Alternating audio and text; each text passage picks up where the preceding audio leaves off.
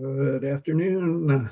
I'm Eric Blank. We're back on the record in 25AL-0494E, Public Service Company of Colorado's electric rate case.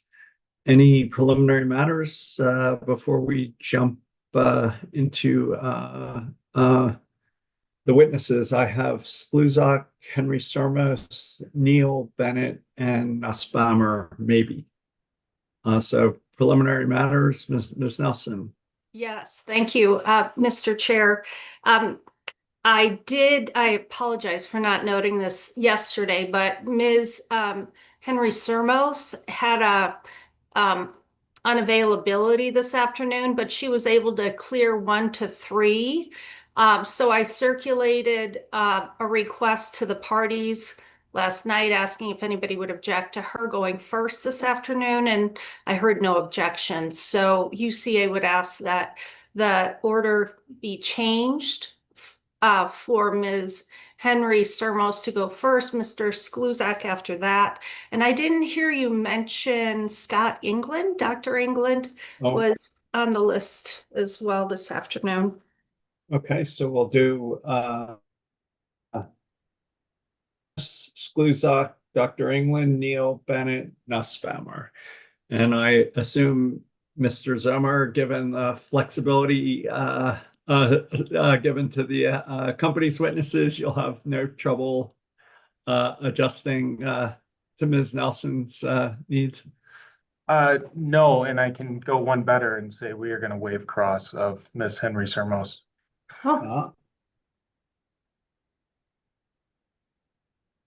Okay. So she still has 20 minutes across from staff. So, Mr. Priolo. Good afternoon. Just letting you know that CEC will also waive our cross of Mr. Skluzak and Ms. Henry Sermos. Okay. Thank you. Ms. Chong. Thanks, Mr. Chair. Staff would also waive our cross of Ms. Henry Sermos, and we would ask to transfer that time to EOC witness, Mr. Bennett. Yep. Thank you. Ms. Annaleo. Thanks, Chair. I thought on the first day of hearing, EOC's witness, Dr. Nussbaumer, got excused, so I think we're happy to bring him back, but I just wanted to confirm that. I had a maybe, so let me check. Commissioner Plant, anything for Mr. Dr. Nussbaumer? I do not. Commissioner Gilman? I do not. He may be excused. Sorry for the confusion. No worries. Thank you.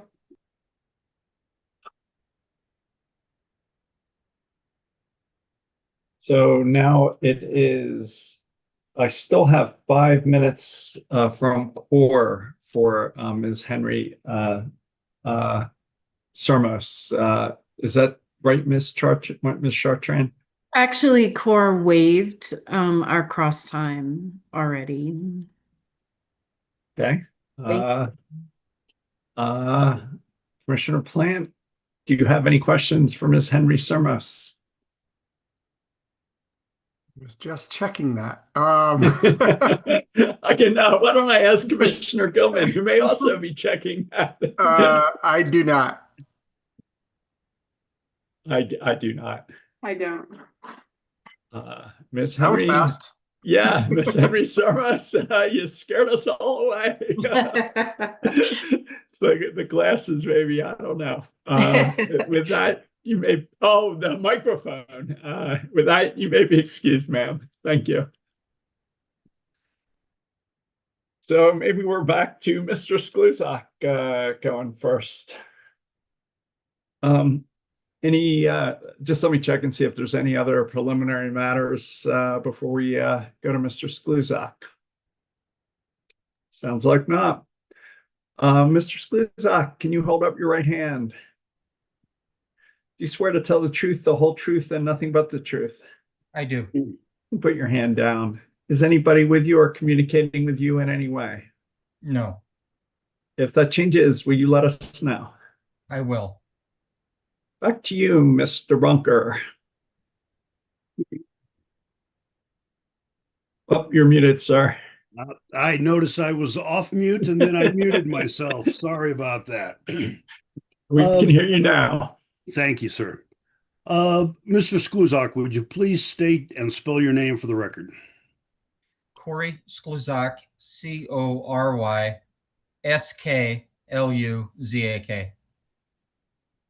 And your employer is? The Colorado Office of Utility Consumer Advocate. And in this case, you filed 3 pieces of testimony. Is that correct? Yes, yeah, it was filed on my behalf. Yes. And that would be hearing exhibit 300. Excuse me. Your answer testimony and attachments on April 28th. Your revised hearing exhibit 300, your answer testimony on May 28th. And you filed hearing exhibit 309, your testimony and attachment in opposition to the non-unanimous agreement on June 9th. Is that correct? Yes.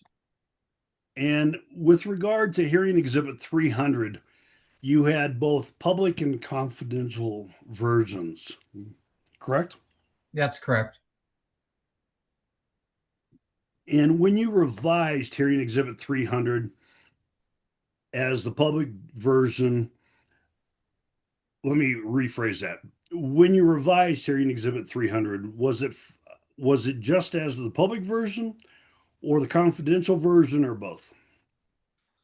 My understanding is that it was to both. So there's revised versions for both the public and the confidential versions. Okay. And what was, excuse me, what was confidential in your hearing exhibit 300? The confidential parts were at pages 245, 244 to 245, also page 254, and attachment CWS 106C. And all of this pertained to the sale of the mineral rights at Fort St. Vrain, and more particularly to the sales price. And, oh, excuse me again. Did you listen to my examination of Piesco witnesses, Mr. Piquet and Mr. Freitas last week? I did. And is it now your opinion that the sales price for the Fort St. Vrain mineral rights have been disclosed by Piesco's witnesses through revealing that 50% sharing on the gain was essentially the sales price because the mineral rights had no cost basis? That is my understanding. So do you believe this testimony in your answer testimony, it was marked confidential, is no longer confidential? Yes, based on what Mr. Piquet and Mr. Freitas had to testify about the sales price. Okay. And do you have any further corrections to make on the witness stand with regard to your hearing exhibit 309 today? Unfortunately, yes. If we could bring up Mr. Skluzak's hearing exhibit 309, this was his testimony in opposition to the non-unanimous agreement. And in particular, at page 28 on line 3, do you have a correction there? Yes, I do. Just back up a second. On page 27 is where I launch into this discussion about whether there were meaningful gives by the company in the agreement, and also the $102.3 million amount. So on line 3, I state from Freitas attachment APF 30. So this is the correction, Mr. Bunker. I did not state what the tab is, so anybody reading that is probably a bit bewildered. So I want to insert after attachment APF 30 the following: at tab PSC-1Y-300 DEFRR. DEFRR is all in caps. So that's the insertion. So attachment APF 30 had 6 tabs, and I unfortunately did not indicate the particular tab. So with that correction, the reader can find my references to the line numbers where I talk about these 4 buckets. Okay, thank you. And did you also have a revision to make on page 31 at lines 15 through 17? I did. And could you explain that? Yes. So these are 2 corrections, same thing. In my haste to get this testimony out the door, I didn't update lines 14 through 17. So on line 15, replace 43% with 50% and replace 43.9 million with 51.5 million. That's on line 15. And then on line 17, same thing. Replace 43% with 50% and 43.9 million replace with using 51.5 million.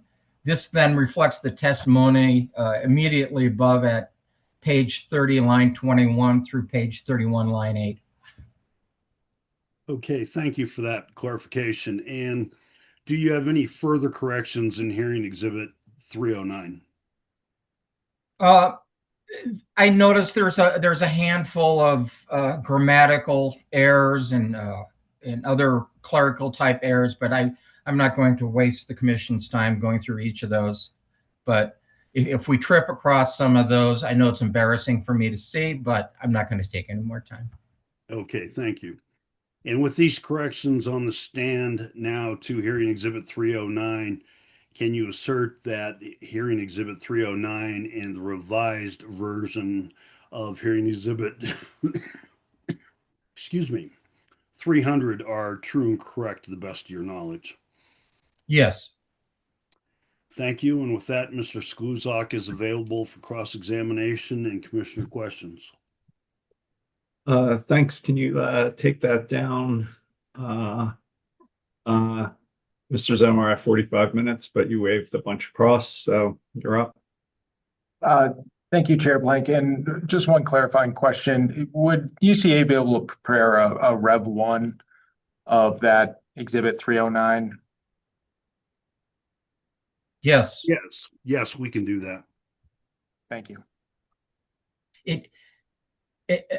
Just to clarify, I do have a Rev 1, but that applies to hearing exhibit 300. So this would be Rev 1 for 309.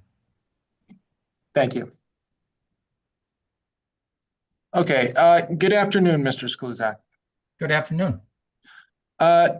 Is there a commission rule requiring a certain rate-based convention? No. Is there a statute requiring a certain rate-based convention? Let me ask, by convention, do you mean methodology? Sure. Okay. Not to my knowledge. Could we bring up hearing exhibit 300, attachment CWS2?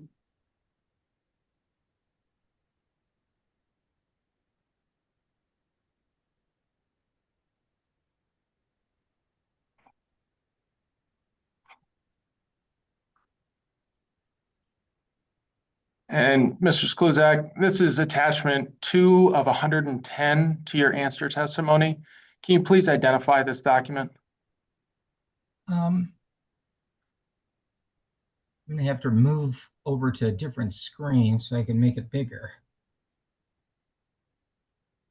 It's decision C22-0178 in proceeding 25AL,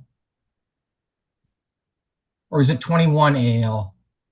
I can't read the proceeding number.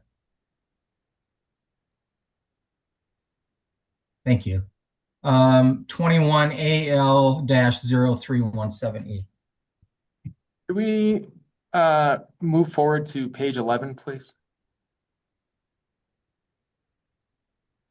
And scroll down so we can see paragraph 35.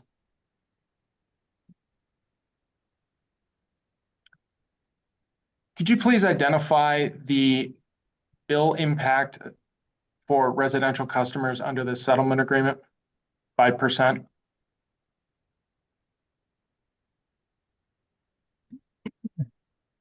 I'm reading from the decision. This results in an increase of $5.24, 6.44% in the average monthly residential bill. And the percentage bill increase for commercial customers was 6.24%. That's what it appears to be. And UCA joined this settlement, did it not? Yes, I believe we did. I don't know if we fully joined it or partially. I don't recall. If we go to paragraph 1 on page 2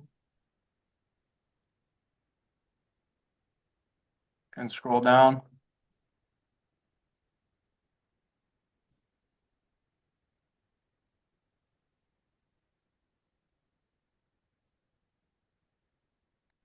Does that refresh your recollection? Am I looking at paragraph 1?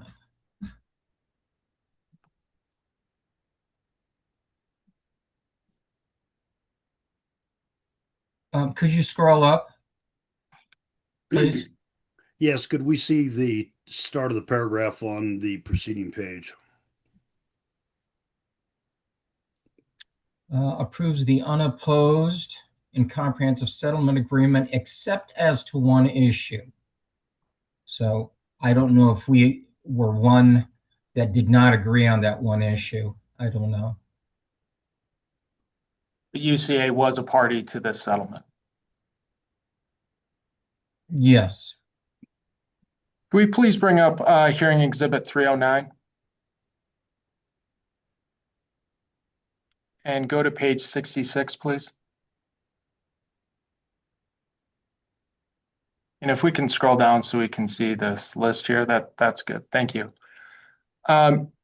Skluzak, these numbers listed here on lines 9 through 15, the percentages are weighted average cost of capital numbers. Is that correct? Yes. And those numbers would reflect capital structure, cost of debt, and cost of equity? Yes. Can you please identify the portion of hearing exhibit 309 where you analyze the cost of equity for these companies? I don't. Can you identify the portion of your testimony where you analyze the cost of debt for these companies? I do discuss cost of debt at several places in this testimony, such as in Atmos's recently settled case, where I mentioned they are assumedly in the same market for debt as a public service. We'll move to that in just a minute. You agree that the cost of equity needs to reflect the risk faced by the company, do you not?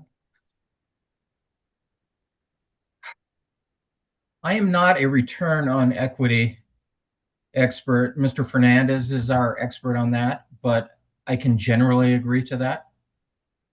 Can you identify the portion of your testimony where you analyzed the risk faced by the company? No. If we can scroll down to, if we keep going, right here at lines 1 through 4, is this the referenced part of your testimony where you discussed Atmos and their debt costs? Is this page 67? It is. Thank you. It should also be noted that Atmos Gas's WACC did not change from its 2022 rate case to its 2025 rate case. I would think that Atmos Gas operates in the same debt markets as does Piesco, but that did not change the WACC it agreed to, unlike Piesco. Yes. Can you identify the area in your testimony where you analyze Atmos's debt offerings and how they compared to Piesco?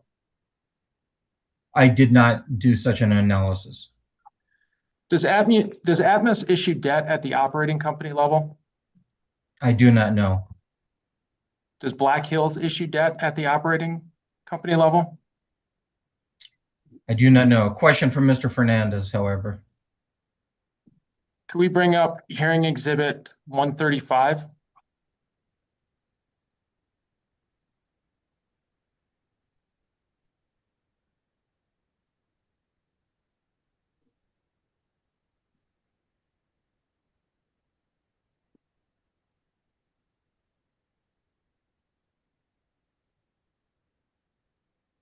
I'm scrolling for it. Can you tell me the name that's associated with? Sometimes I catch the name faster than the number. Yeah, it's Mr. Wiener's rebuttal testimony.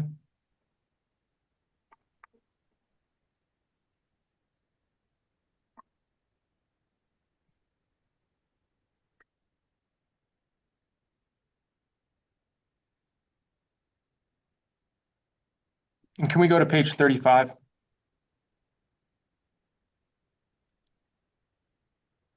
Do you see here at lines 5 through 8, Mr. Wenner testified that Black Hills, Atmos, and Colorado Natural Gas all issue debt only at the parent company level, not individual subsidiary level?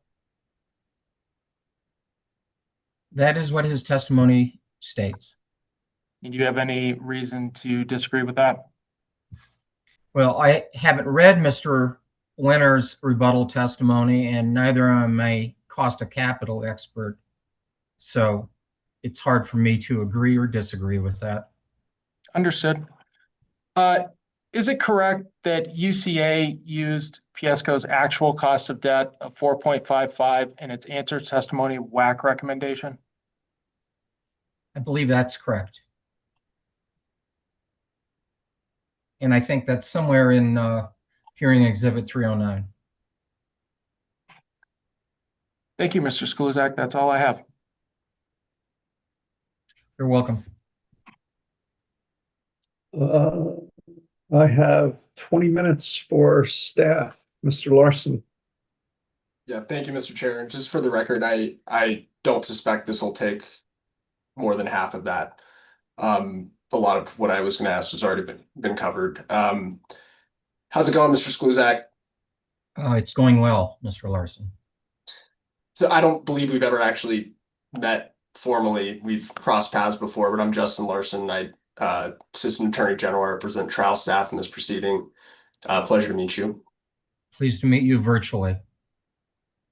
And so, like I said, a lot of what I was going to ask you was just covered. So I'll just ask you a few questions about settlement in general. So in your testimony in opposition to the settlement, in addition to criticizing staff for entering into this particular settlement agreement, you also have some critical statements about staff's history of settlement in the company's electric rate cases. Is that correct? Yeah, could you point me to that in my testimony? Sure. Can we pull up hearing exhibit 309, and this will be on page 16. We're looking at lines 4 through 5, or 4 through 5 here. States, quote, "I noted that the commission's trial staff has agreed to either a full or partial settlement with the company in every single electric rate case since 1993. And that last clause there is italicized. You see where I'm at? Correct. Excuse me. That's correct.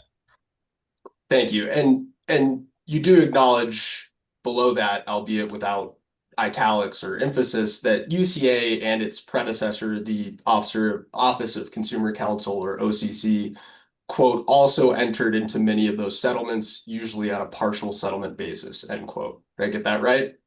You read that correctly. Now, you don't provide anywhere else in this testimony like any specific figures about UCA's patterns of settlement in these cases, do you? Given my 3 days to write this testimony, no, I did not go into that. Yeah, fair enough. But below that, in the next Q&A, and I'll just summarize, you explained that the reason you're bringing this up is to highlight that due to UCA's unique role and perspective, it's generally more willing than most other parties to litigate these types of proceedings. Is that a fair summary? Yes. Thank you. And we can pull that down. Now, I'll submit to you, Mr. Skluzak, that I only went back and looked at the actual settlement agreements for the company's last 5 electric rate cases going back to 2011. And that's just because that's as far back as e-filings would take me. But based on the way that you worded this in your testimony, I was a bit surprised to learn that staff and UCA were actually directly aligned in all 5 of those most recent settlements going back to 2011. Isn't that right? Are we talking electric or gas? Electric. I don't think that is correct. In particular, in the is it the 2019 or 2021 electric rate case where staff and the company agreed? Well, it was a current test year, but in any event, they agreed to, I think, year-end rate base, and we disagreed with them. Well, let's go back and go through them. We can do it in chronological order. So, and if we need to pull them up, I have them in our box. But I understand you researched this, but if we need to refresh it, just let me know. But in the 2011 rate case, proceeding 25AL-0994E, there was a comprehensive settlement to which both staff and UCA's predecessor, the OCC, were parties. Is that right? And again, we're happy to pull it up. Sure, let's pull it up. Yeah, can we pull up what's been pre-marked in staff's box as hearing exhibit 418? We're going to be looking at page 4.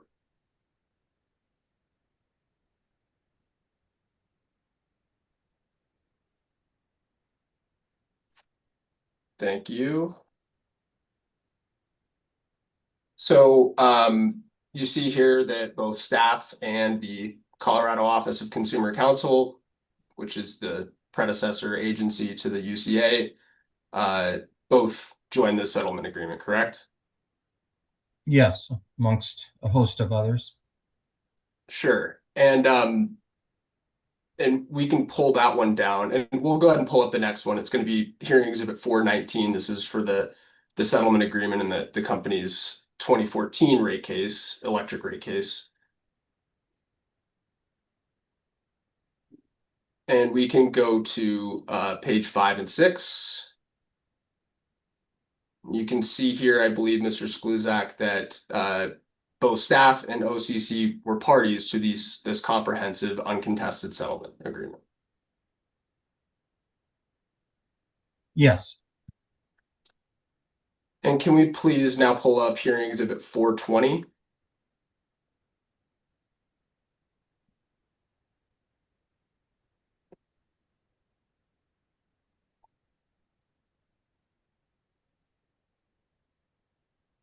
And we're going to look at, we'll start at page 1. So this is the settlement agreement in the 2019 electric rate case.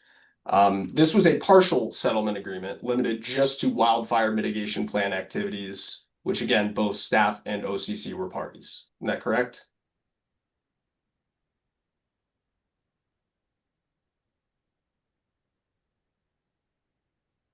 I don't know if I can agree with that. I'm looking at the caption, which is partially hidden, but sure. Apologies. We can go to page 3 here. That'll explain, I think, a little bit more on the nature of the settlement. So, and if you want to just read that, this was a partial settlement agreement just related to wildfire mitigation plan activities. Is that correct?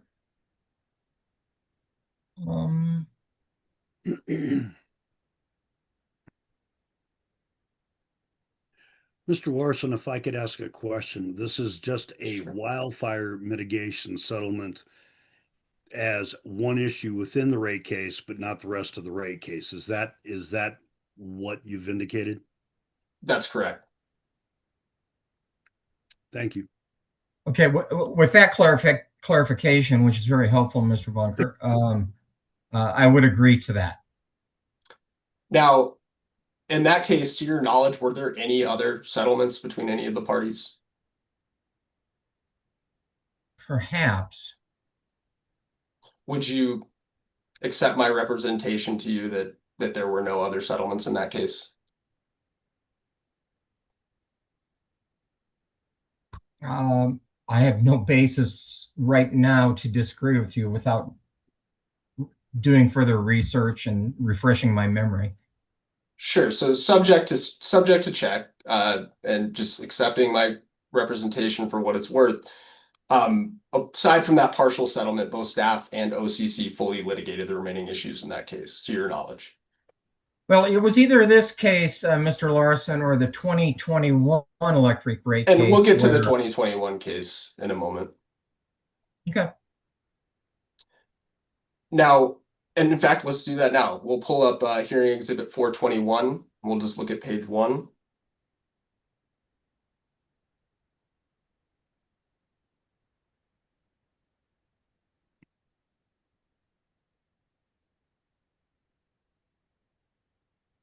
Thank you. And you can see here, this was an unopposed and comprehensive settlement agreement, except as to one issue that both UCA and staff were parties to, correct?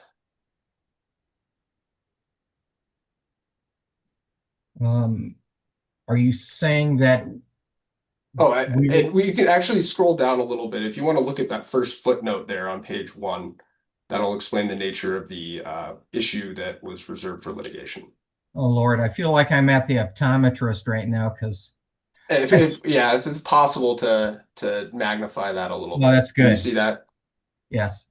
The Commission's evaluation of the appropriate approaches to covering the remaining net book value in future decommissioning costs associated with Craig Generating Station Unit 2 and Hayden Generation Station Units 1 and 2 is reserved for litigation as discussed in Section 3R of the settlement agreement. Yes. So do you understand that to mean that all parties to the settlement agreement agreed to litigate that issue? I guess so. And finally, this will be the last one. We'll pull up hearing exhibit 422. This is the settlement agreement in the most recent rate case, electric rate case prior to this one, 25AL-0594E. This was, and we can just scroll down through page 1 and 2 if you need to refresh on this. Yeah, I think that should be good right there.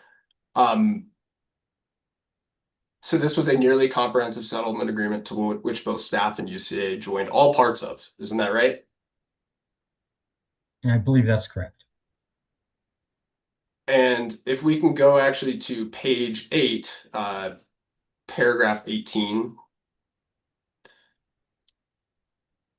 that one of those provisions that both staff and UCA agreed to in this settlement agreement was to a year-end rate-based methodology, correct? Unfortunately, yes. Okay, and we can pull this down. Thank you. You're welcome. So, Mr. Skluzak, it's fair to say then that staff and UCA have actually taken the exact same position on settlements in the company's electric rate cases for the past 15 years. Isn't that right? No, I would not say exact.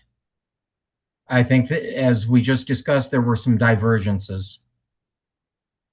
I did not note any divergences, but we can let the record speak for itself on that point.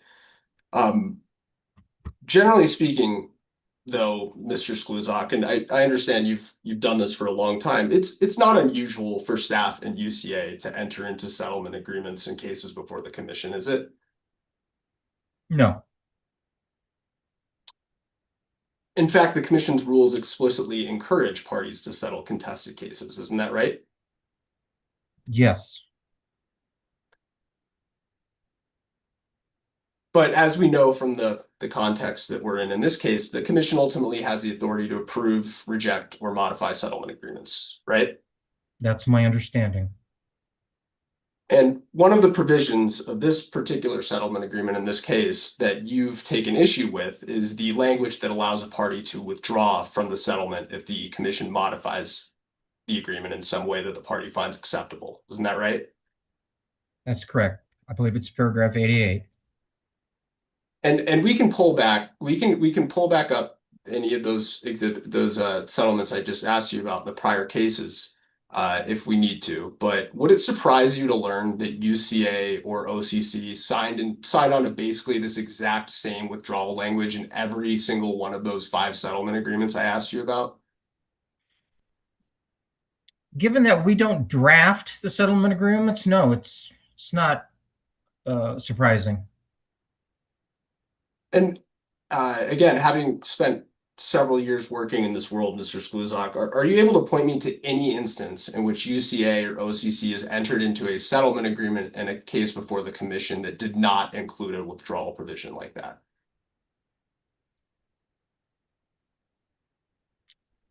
No, but I think the lawyers may be able to come up with an exception, which would be reflected in our statement of position. And just as a basic prudential matter, Mr. Skluzak, would you, on behalf of UCA, ever agree to be bound by modifications to a settlement agreement without knowing what those modifications are?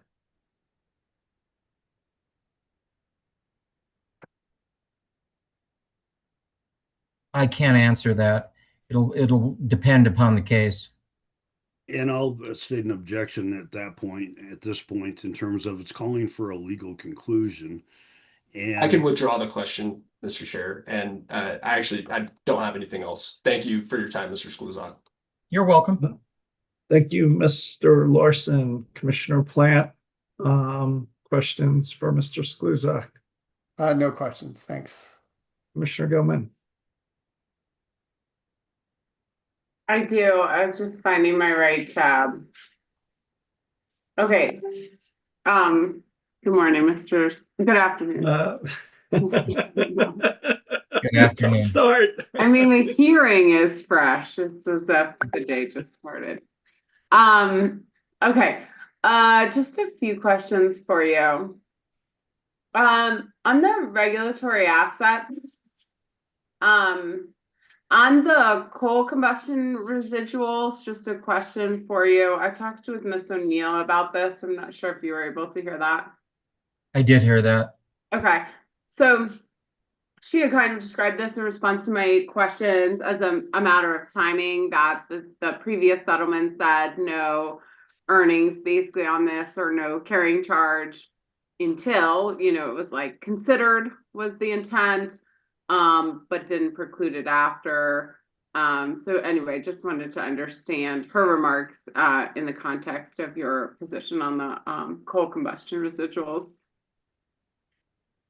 Yes, well, first, a qualification, Mr. Kuykendall, Kuykendoll of our office wrote on this, so he would be the guy on this. But our position, Commissioner Gilman, is that unanimous settlement in that coal combustion residual, or CCR docket, that settlement agreement went out of its way to say that the CCR regulatory asset will not earn a return. So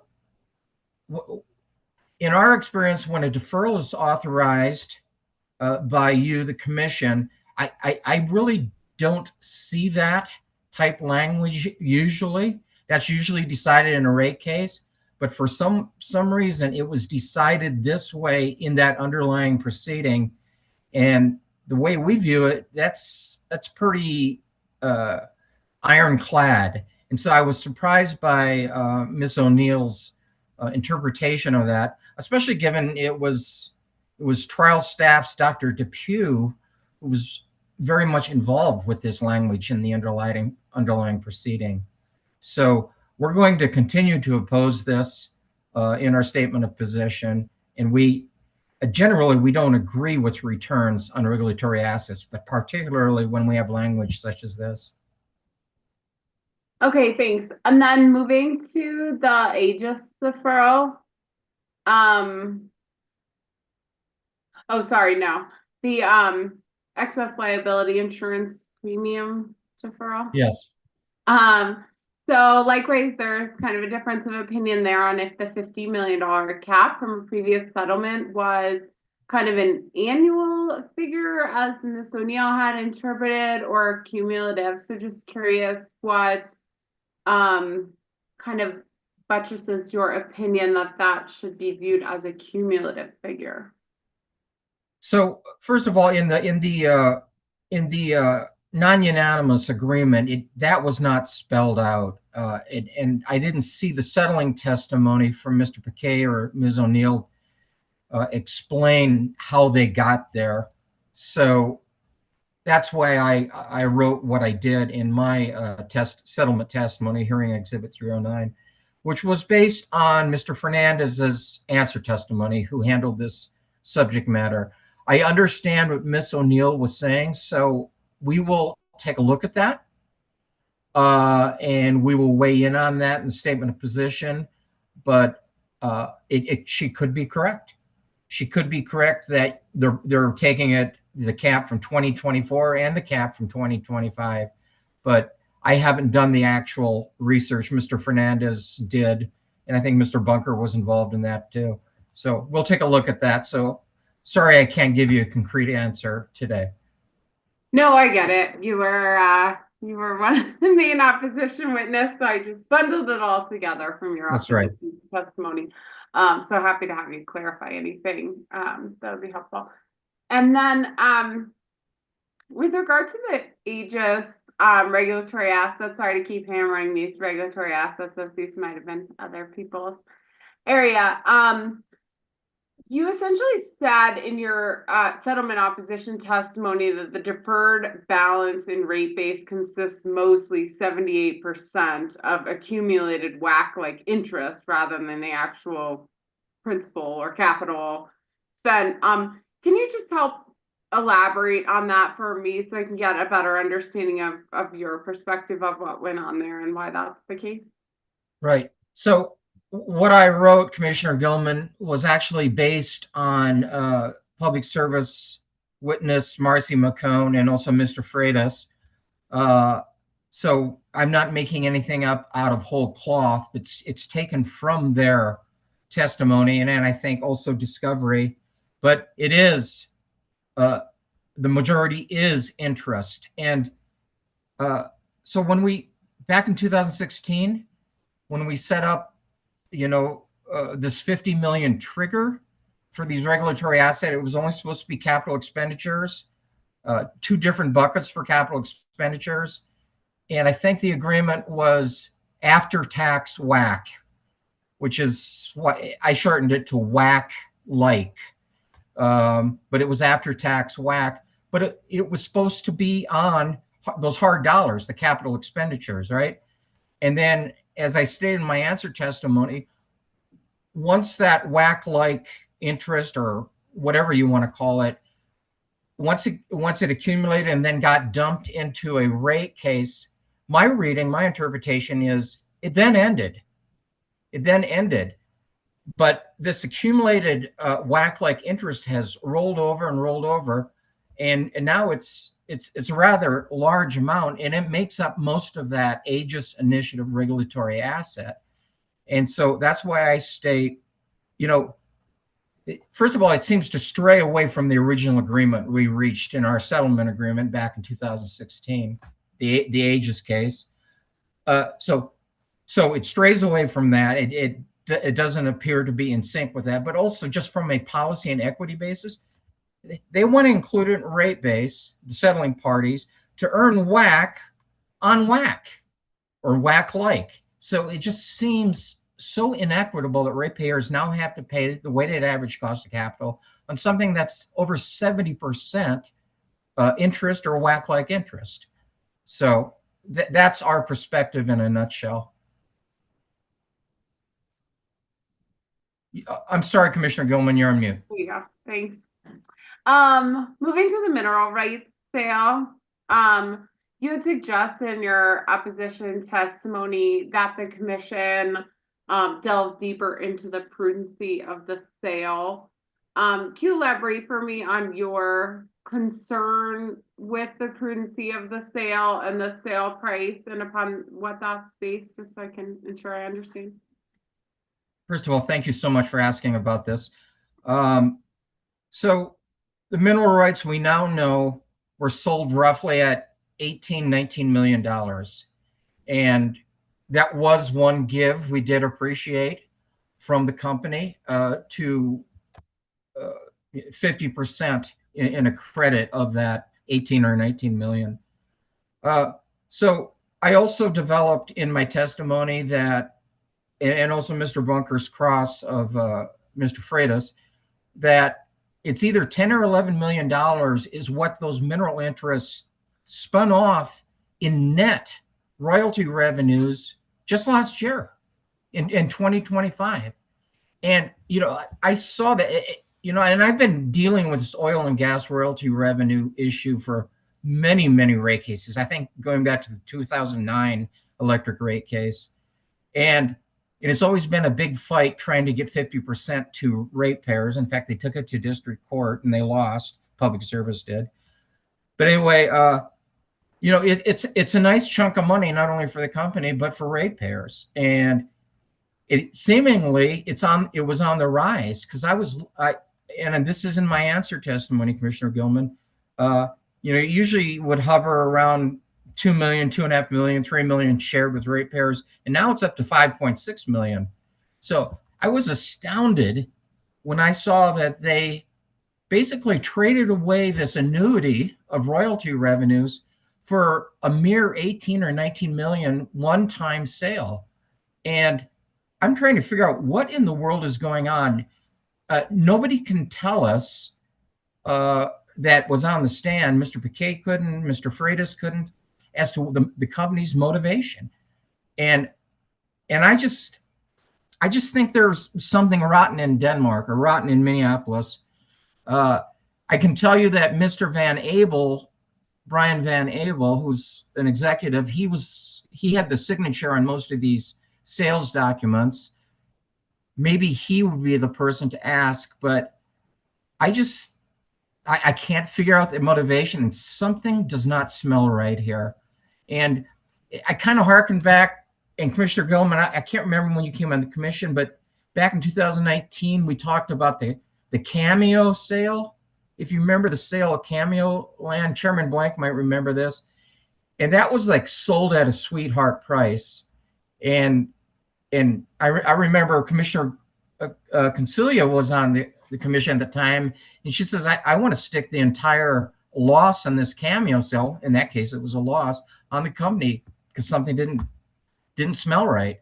So as far as what the commission can do, maybe it's too late in the day in this hearing, in this proceeding, to look into it, but maybe open some sort of investigatory docket to see what in the world went on. Does that help or just confuse? No, it helps. I agree with you. We did not seem to have a witness who could answer here. So just trying to figure out, what that venue is or what that actually looks like to look at that. And I just add, you heard Mr. Bunker ask Mr. Freitas, would you put this 5.6 million in regulatory liability?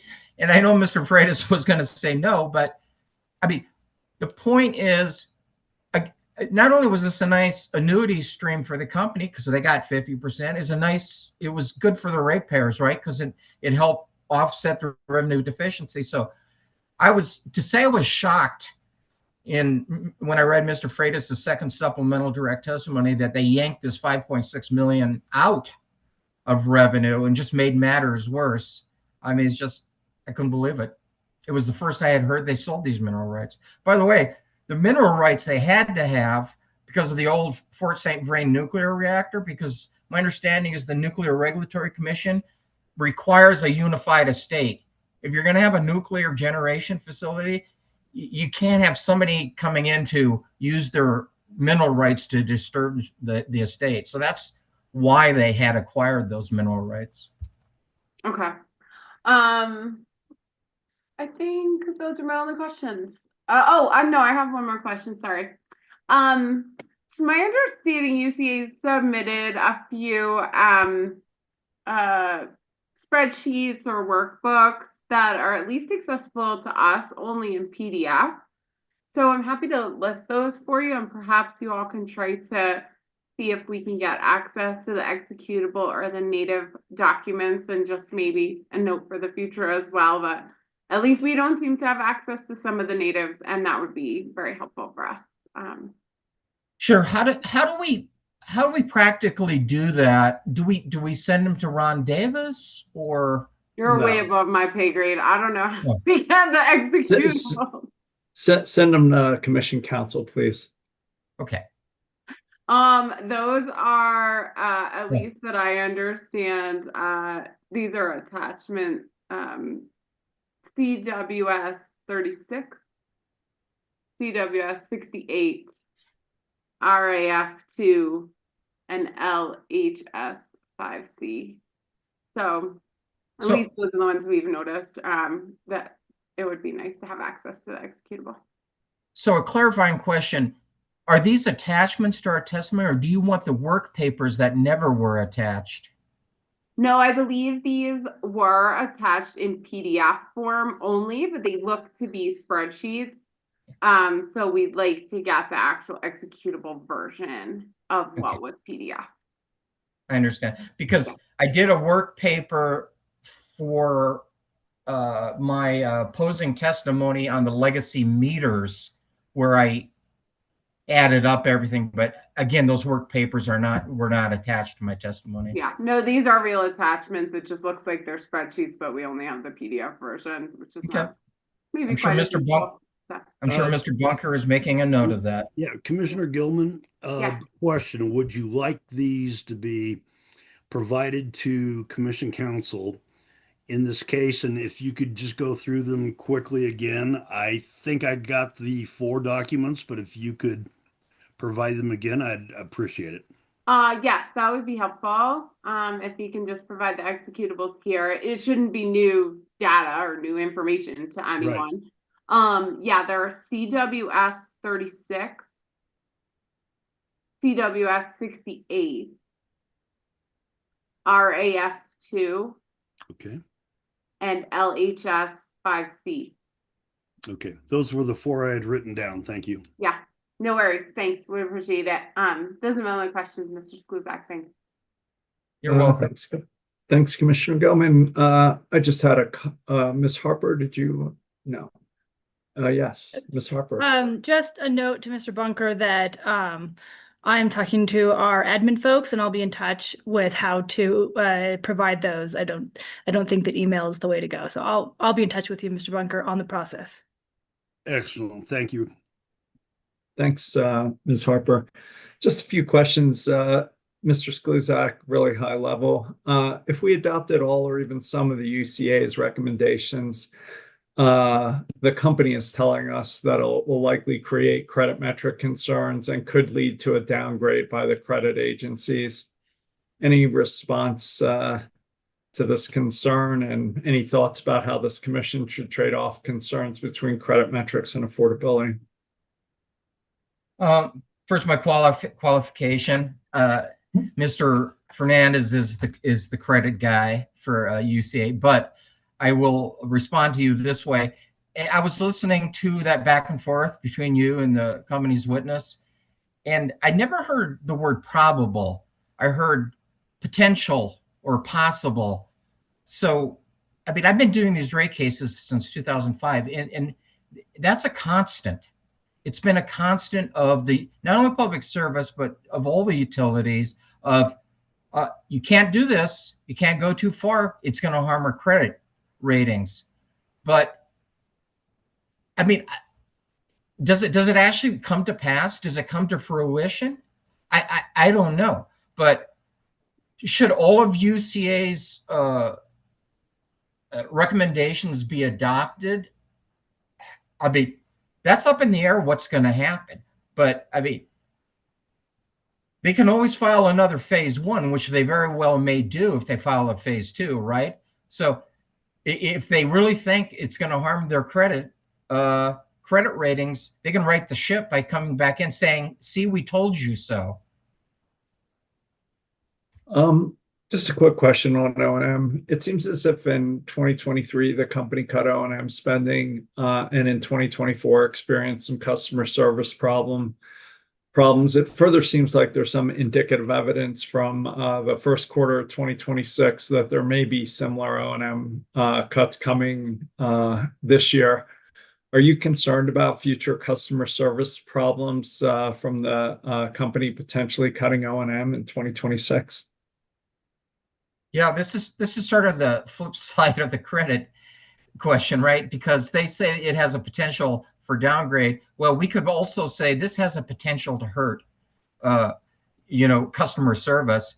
We are concerned about the cuts in O&M, and we do understand how this works, that they get a certain O&M level set in base rates, and then how do they get a higher earnings is they just cut O&M in between rate cases. So yeah, we are concerned. And I thought the conversation was very interesting of how this might play out in the quality service plan. And that's something UCA would really want to get involved in. Any thoughts about trying to do something in this case as best we can, given that the O&M cuts may already be occurring? I have not talked to our new director, so I wouldn't want to venture too far beyond my silo. Okay. This case has involved maybe 10 or 15 or maybe more issues surrounding potentially misaligned regulatory incentives and various approaches to better align them to improve the company's performance. It sounds like you've been doing this regulatory work, I think you said, back to 2005, over 20 years. Do you think the company is now following its financial self-interest more aggressively than it has in the past? Or does it seem pretty similar to you? Well, there's been so many big rate cases over the years. I was listening to Miss O'Neill talk about, well, of course, is the highest rate increase because each time should be the highest rate increase just because the company keeps getting bigger, inflation, etc. I'm paraphrasing. She may not have exactly said that, but I find that alarming that every new rate case we're going to have a historic high. I find that alarming, and in this case, I think they really did push it as far as maximizing their profit. I talk a lot about profit maximization, enrichment of shareholders. Are they doing it more than in the past? That's really hard to say, but it really strikes me that they're trying to make all their internal metrics, because I tell you what, I listen to their earnings calls, I read their earnings call transcripts, and it's all about building rate base. It's all about capital expenditures and dividend growth. So it's hard to compare to past cases, but let's talk about misaligned incentives. I think year-end rate base is one of those. Okay. Given the capital spending bias you describe in your testimony and the amount of capital that the company is spending on transmission, any thoughts about trying to take another look at transmission spending that gets put in the TCA, maybe as soon as later this year? So I haven't given that much thought, but I know you have some questions for Chris Neal. Chris would be the guy to jump on that. But the whole TCA rider thing and the roll in, I also disagree with what Mr. Freitas had to say Friday afternoon on that. Mr. Bunker, redirect. Thank you. Just a couple of questions. Mr. Skluzak, do you recall the conversation a few minutes ago with Mr. Zomer regarding whether there was a PUC rule or statute regarding a certain rate-based convention? And then Mr. Larson, when he was talking about the 2022 electric rate case decision, he talked about a year-end rate base. And can you explain for us, why is UCA against a year-end rate method and is in favor of the 13-month average? In this case? Yes, in this case.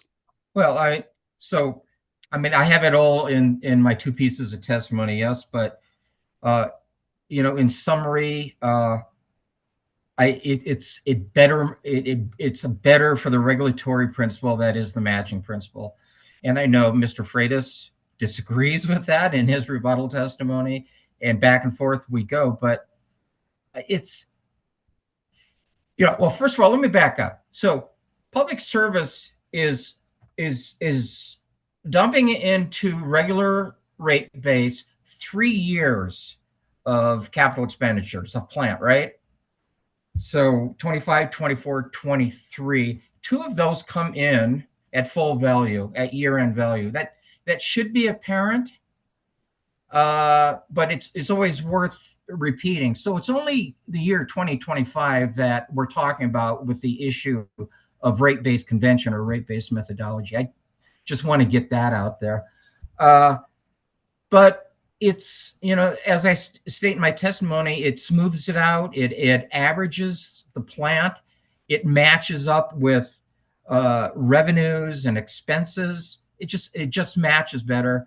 And then there's the practical effects of, I understand there's more regulatory lag in a 13-month average, but as I state in my testimony, the commission actually embraced that, saying regulatory lag can be beneficial, can be a good thing, but also the practical effect of it has a significant effect on what ratepayers are going to have to pay, the additional amount, versus what shareholders get from this case.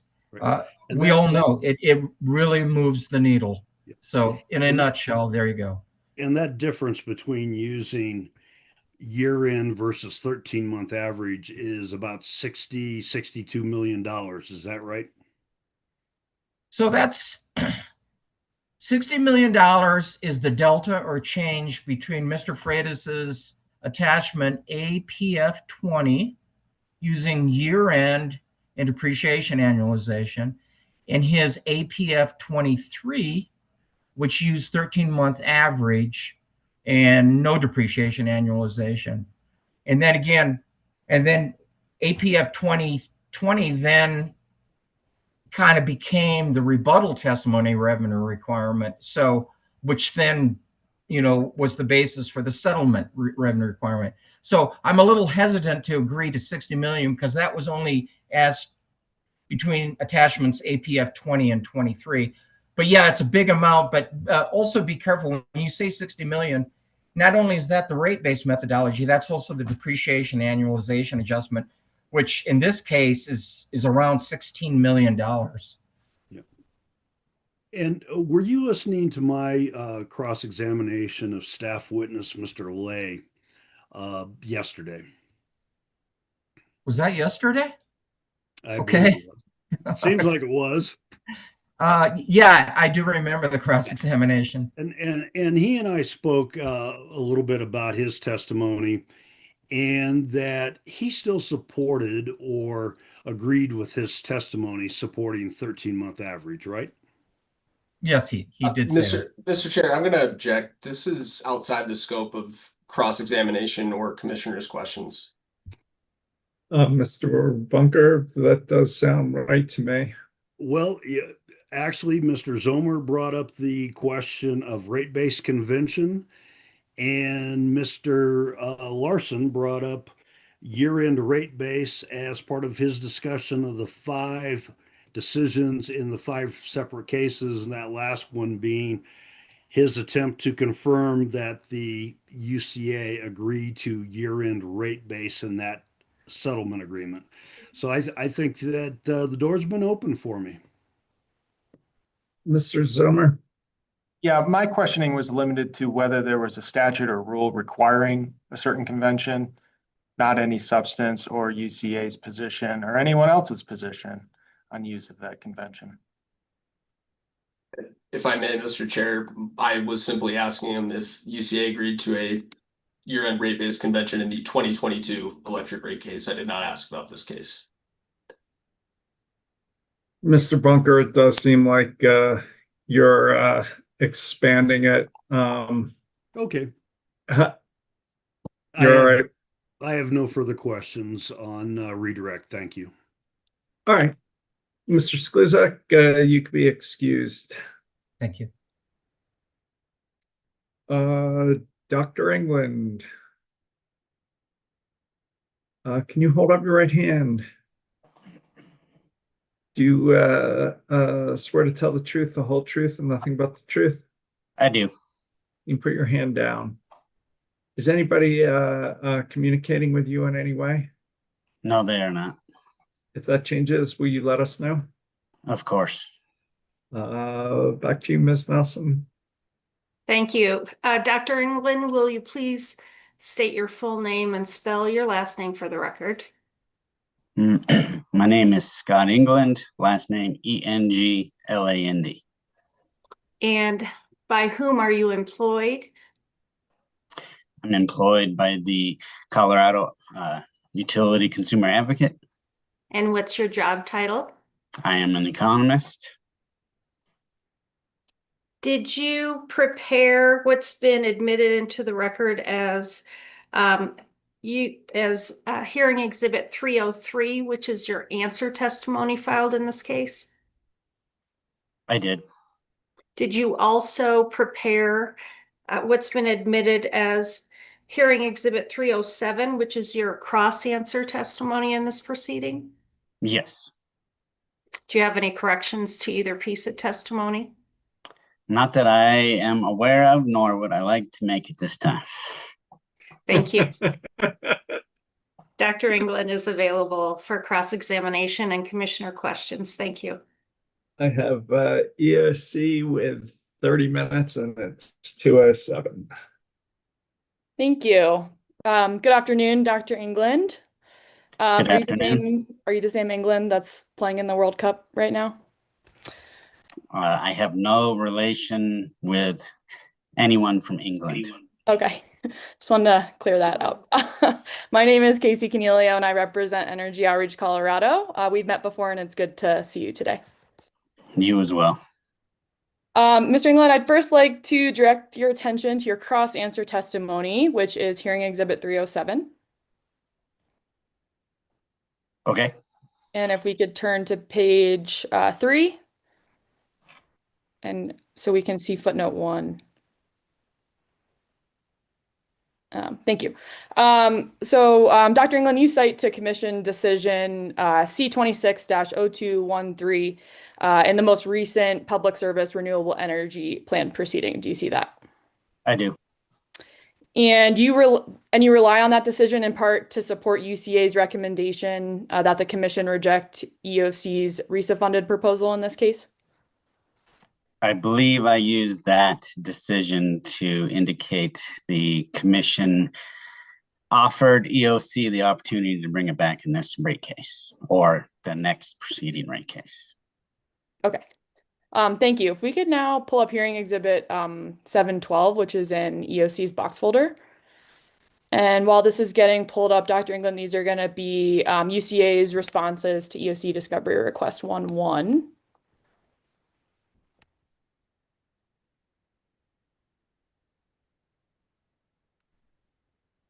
And yep, it's just that one page if we could see the full. Awesome, thank you. So Dr. England, in response to EOC 1-1 subpart A, UCA acknowledges that the commission in decision C26-0213 stated, IQ customers have been contributing to the RESA surcharge for years, while the prior solar rewards community program delivered far less capacity that was anticipated. Correct? Correct.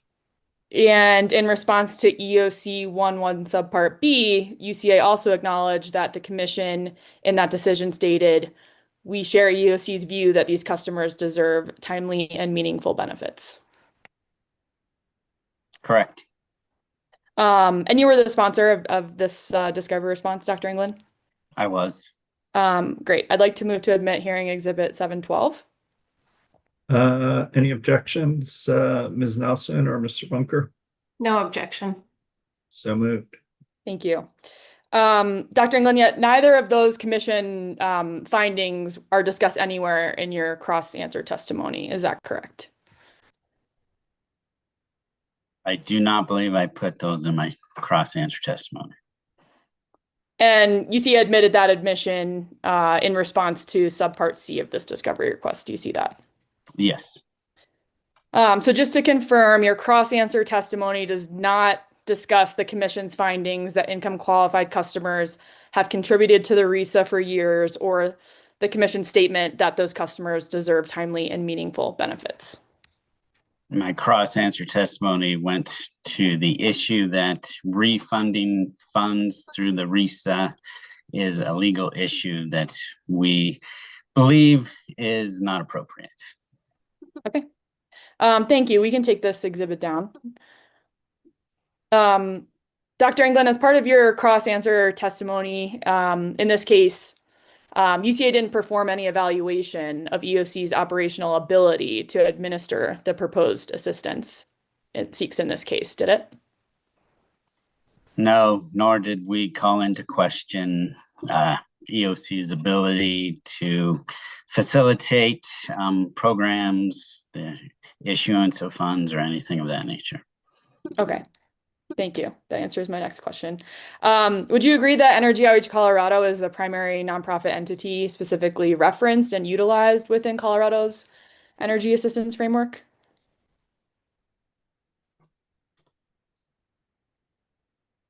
Yes.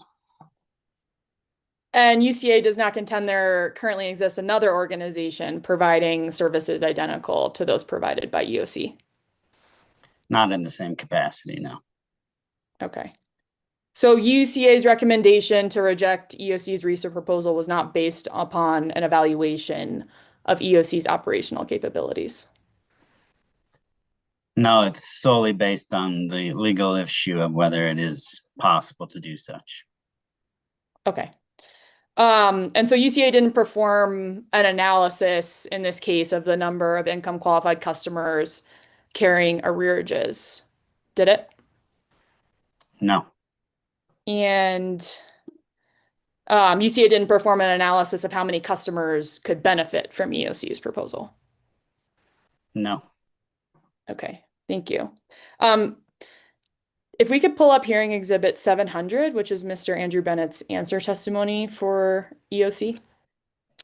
And while this is getting pulled up, Dr. England, you reviewed Mr. Bennett's answer testimony before preparing your cross-answer testimony? I'm sorry, repeat that? You reviewed Mr. Bennett's answer testimony for EOC in this case before you prepared your cross-answer testimony? Yes, I thought you said reviewed his cross-answer, and I was like, I don't have precog ability to do that, so just want to make sure I heard you right. I apologize if I did. If we could turn to page 37, please. And Dr. England, looking at lines 1 to 3, do you see here that Mr. Bennett testified that participation and project development in prior income qualified community solar programs did not occur at the scale or pace originally anticipated under prior company renewable energy plans? I see that. And UCA didn't present any testimony disputing that statement, did it? We did not. And are you aware that Mr. Bennett's answer testimony also addressed an IQ community solar garden waitlist? Yeah, I believe he has a table in his testimony somewhere. Yes, unfortunately, I don't have the page number to pull that up, but UCA didn't present testimony disputing that approximately 8,400 customers are on that waitlist, did it? I don't know what the number was, but we did not dispute it. Okay. Would you agree that customers participating in IQ community solar gardens receive bill credits that reduce their electric bills? Yes. Okay. Thank you. We can take this hearing exhibit down. Dr. England, were you present on Monday? I had to think about that. During Commissioner Plant's questioning of company witness Mr. Piscucci about Comanche Unit 3? I believe so. And so you heard Commissioner Plant ask that company witness the following question: why can't we just subtract out the things that people have paid during that time period for which they didn't receive any performance, so that you end up backing out those costs. Do you recall that? Sounds familiar. Okay. Turning to the issue before us, UCA does not dispute that income qualified customers have contributed to the RISA surcharge for years. Correct. And UCA doesn't dispute that prior income qualified community solar participation has not occurred at a scale or pace originally anticipated. Correct. And did you hear my discussion last week with company witness, Ms. McCone, that the company's most recently reported RISA balance is $142.5 million? Yes, I was there. I remember that questioning. Okay. And UCA doesn't dispute that the company currently reports that balance in excess of $140 million. I don't know the exact balance, but it does not surprise me if it's that much. Okay. Yet, despite those facts, UCA's recommendation remains that the commission reject EOC's proposal to use a limited portion of those funds to help income qualified customers.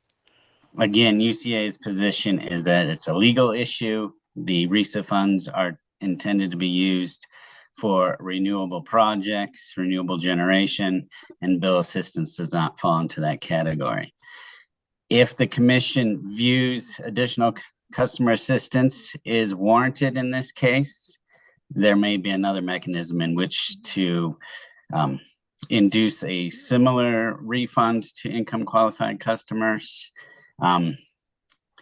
It does appear that the RISA balance is a reflection of the management of the renewable program itself by public service. And should the commission find that there has been some dereliction of duty on their behalf and wants to effectuate a refund with some other method, UCA would probably support that. Oh, okay. Thank you. Dr. England, last set of questions for you. Are you aware that Black Hills Electric recently filed an electric rate case with the commission? Yep, and unfortunately, this is going to be an issue in that case as well. Okay, great. That's exactly what I want to talk to you about. If we could turn to hearing exhibit 713 in EOC's box folder. And while this is getting pulled up, this will be direct testimony from that recently filed docket, which I believe you said you're aware of. So Dr. England, do you see that this is the direct testimony of Michael Harrington in the recently filed Black Hills Electric case, which is proceeding number 25AL-0494E? Yes, and just want to warn you, I've just started reading this application. Okay, that's fair. It was just filed and we're in a hearing, so I won't dock you for that. If we could turn to page 40 of this direct testimony and look at lines 19 to 20 at the bottom. Dr. England, do you see here that Black Hills is proposing to refund approximately $29.5 million of RISA over collections to customers? Yes, over a 2-year period. Thank you. And looking at line 20 and into the top of page 41, if we could scroll down a little. That page looks blank. Wow. That's really unfortunate. I apologize. It's the same page, like it just has a blank page in it. So I just can't show you both pages at once, but I think the sentence. Oh, okay. Like it goes the company. I think what I'm looking for is. Oh, maybe not. Yeah, this is okay. There's a missing page. Well, Dr. England, if I represented you in this direct testimony after Mr. Harrington discusses the RISA over collection amount, Black Hills is also proposing to use approximately $600,000 of RISA over collections for a targeted income qualified refund pilot. Were you aware of that?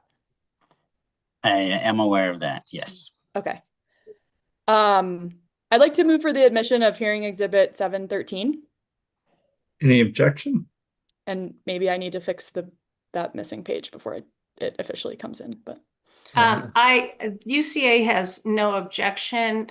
to the commission taking administrative notice of hearing Exhibit 713 since it was filed in another proceeding in front of the commission, but Dr. England testified that he had just started reviewing the application and hadn't reviewed Mr. Harrington's testimony specifically.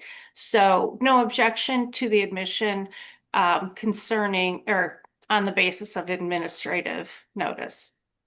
All right, we'll take administrative notice of it. Thank you. Oh, Chair, Go ahead, Mr. Zummer, if you have a concern.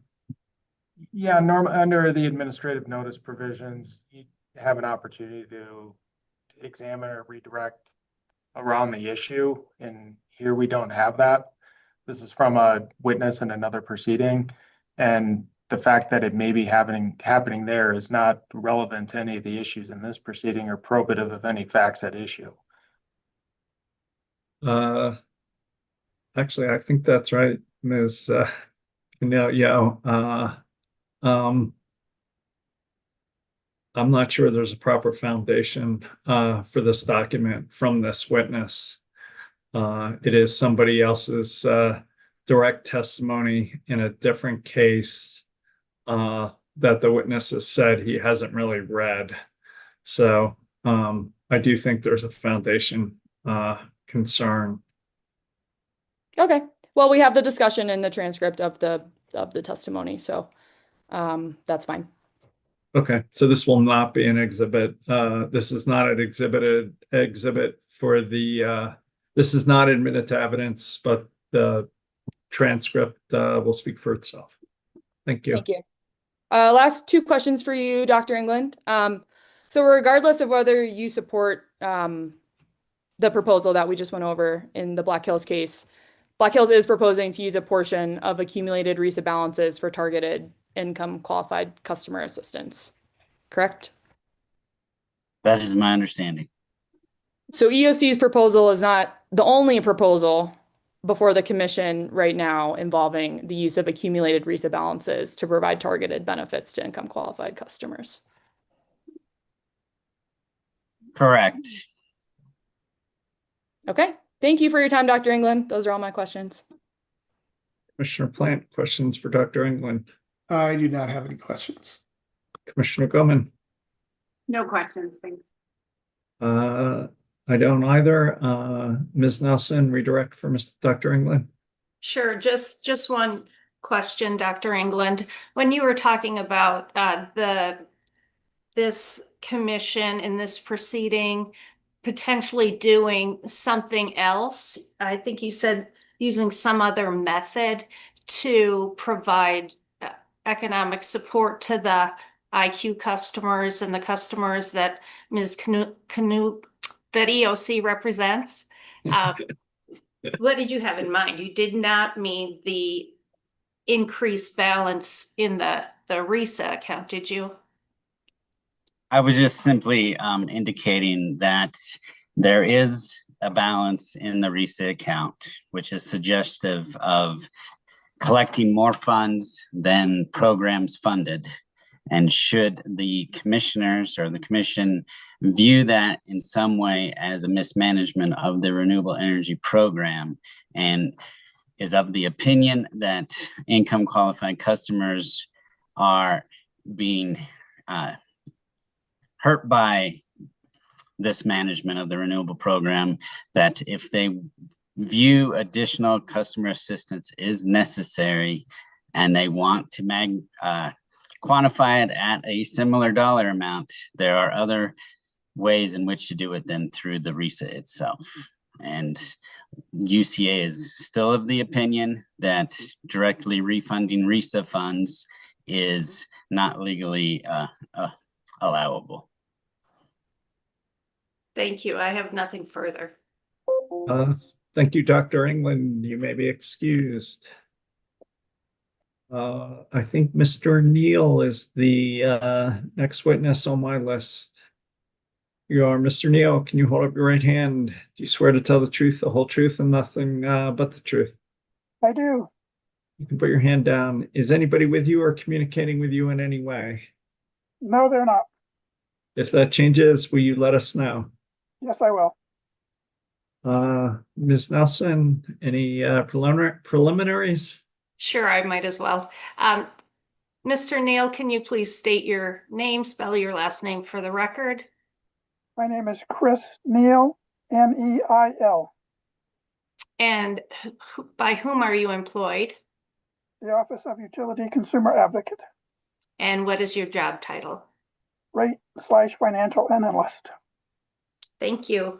Mr. Neal, did you prepare what's been admitted as hearing exhibit 306, Rev 1, your answer testimony filed in this proceeding? Yes, I did. Do you have any corrections to that at this time? No. Thank you. Mr. Neal is available for commissioner questions. I think I was the only one who had questions. Commissioner Plant, yep, I see both colleagues nodding. Mr. Neal, given the capital spending bias Mr. Sluzak describes in his answer testimony and the amount of capital that the company is spending on transmission, any thoughts about taking another look, perhaps as soon as the fall TCA filing, about how much transmission spending gets put in the TCA? Yes, I think that would be a good idea. And I think that the capital bias indicates that capital expenditures are very profitable for public service, and that's why they're doing as much as they can, either distribution investment or transmission investment. And it sounds like you think maybe looking at it sooner than later would be a good idea. Yes, and I also point out there are transmission studies going on right now through Fiesco, through the CCPG. There are 2 of them going on.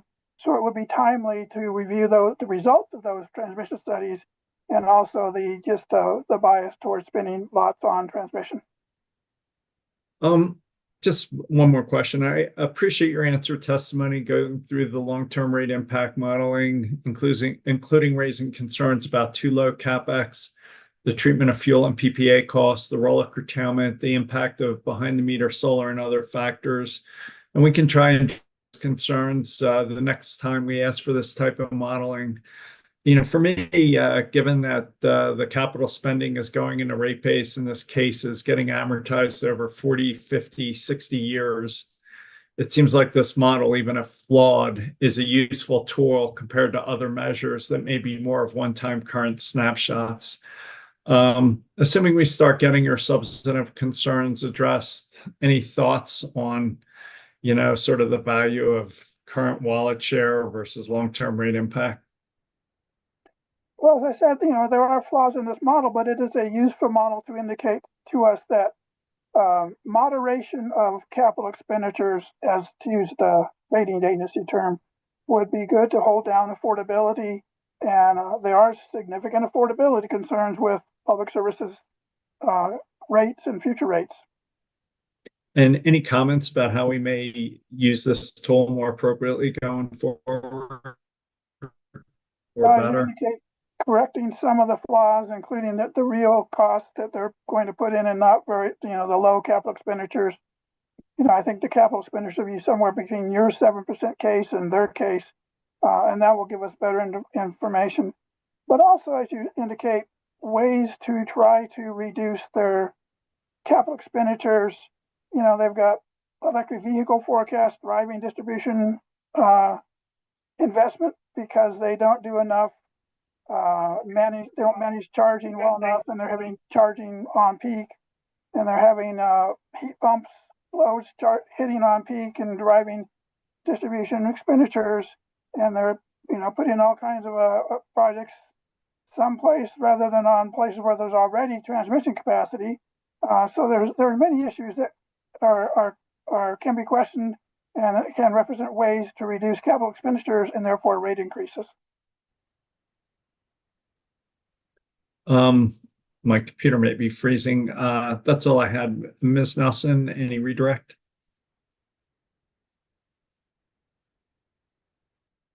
You are on mute, Ms. Nelson. Sorry, I apologize. No, I have no redirect for Mr. Neal. Thank you for joining us, Mr. Neal. Appreciate it. I think our last witness is Mr. Bennett. Mr. Bennett, are you out there? Yes, I am. Can you hold up your right hand? Do you swear to tell the truth, the whole truth, and nothing but the truth? I do. Put your hand down. Is anybody with you or communicating with you in any way? No, If that changes, will you let us know? certainly. Back to you, Ms. Canelio. Thank you. You got it perfectly. It only took like a whole week. Yeah. Thanks. Mr. Bennett, could you please state and spell your last name for the first and last name for the record? Yes, Andrew Bennett, Andrew, Bennett, Bennett. And by whom are you employed and what is your position? I'm employed by Energy Outreach Colorado, or EOC, and my position is Vice President of Advocacy. And Mr. Bennett, did you cause to be filed in this proceeding your answer testimony, cross-answer testimony, and settlement opposition testimony, which have been marked as hearing exhibits 700, 702, and 703, respectively? I did. And if I were to ask you the same questions today contained in those testimonies, would your answers be the same? Yes. And do you have any corrections, revisions, or changes to those testimonies? No. Okay, thank you. Mr. Bennett is available for cross-examination and commissioner questions. Mr. Zomer. Thank you, Chair Blank. Good afternoon, Mr. Bennett. Good afternoon. EOC, UCA, AARP, and Boulder have entered into a stipulation regarding the company's EAP proposals in this proceeding. Is that correct? Yes. And that stipulation states that the commission should approve the company's proposed PIPP EAP enhancements presented in the company's direct case and additional affordability measures presented in the company's rebuttal case. Yes. Could we pull up hearing exhibit 155, please?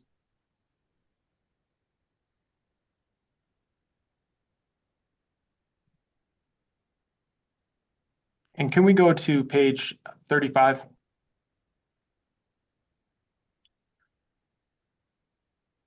And we see here the settlement agreement provides for approval of the company's proposed EAP and PIPP enhancements as proposed in the company's direct testimony and further refined in rebuttal testimony. Yes. So at least up to this point, there's alignment between the EOC stipulation and the settlement agreement. Is that correct? Correct.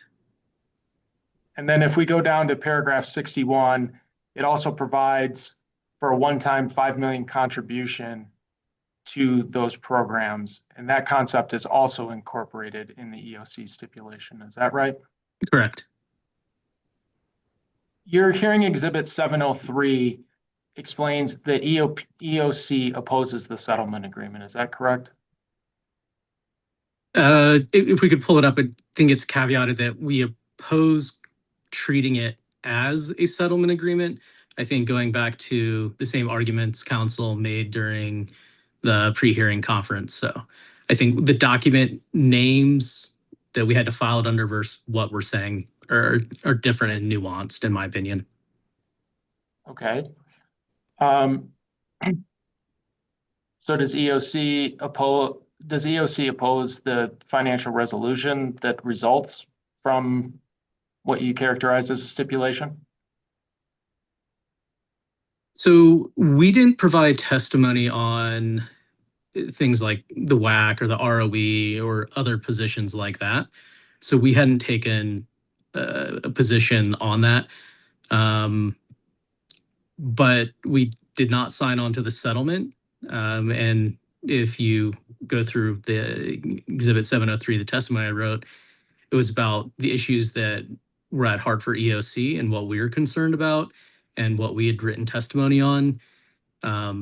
So yeah, I think the characterization that filing the opposition testimony was that we're opposing the settlement isn't quite right. We're arguing very specific issues.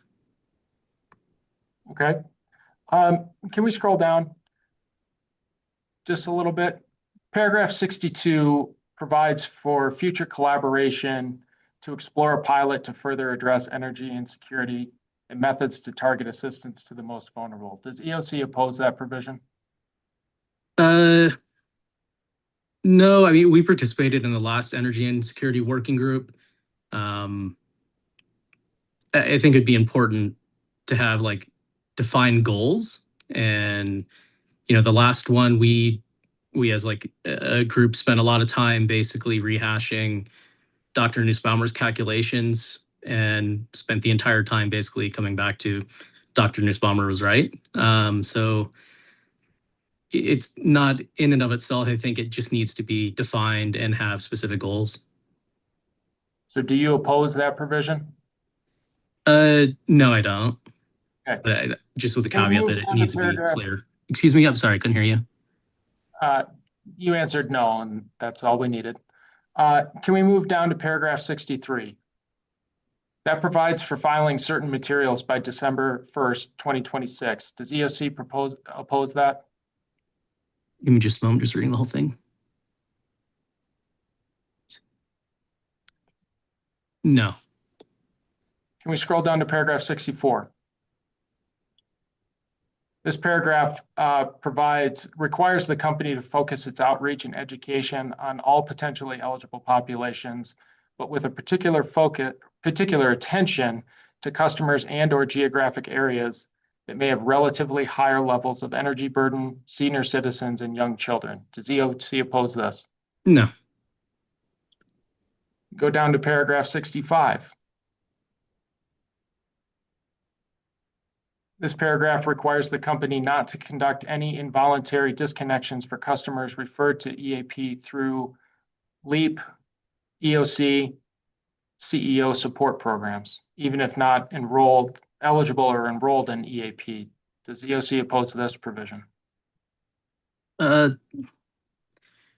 but I think I did discuss something similar in my cross answer that if we're going to have all disconnections stopped, that we do need to make sure that we have proper procedures or plans in place so that we don't have buildups of arrearages. That way customers don't inadvertently build up an arrearage that then comes due and then would not be able to pay it. And then you have the disconnections issues all over again. So no, we don't, but I would reference back to cross answer testimony. Can we scroll down to paragraph 67?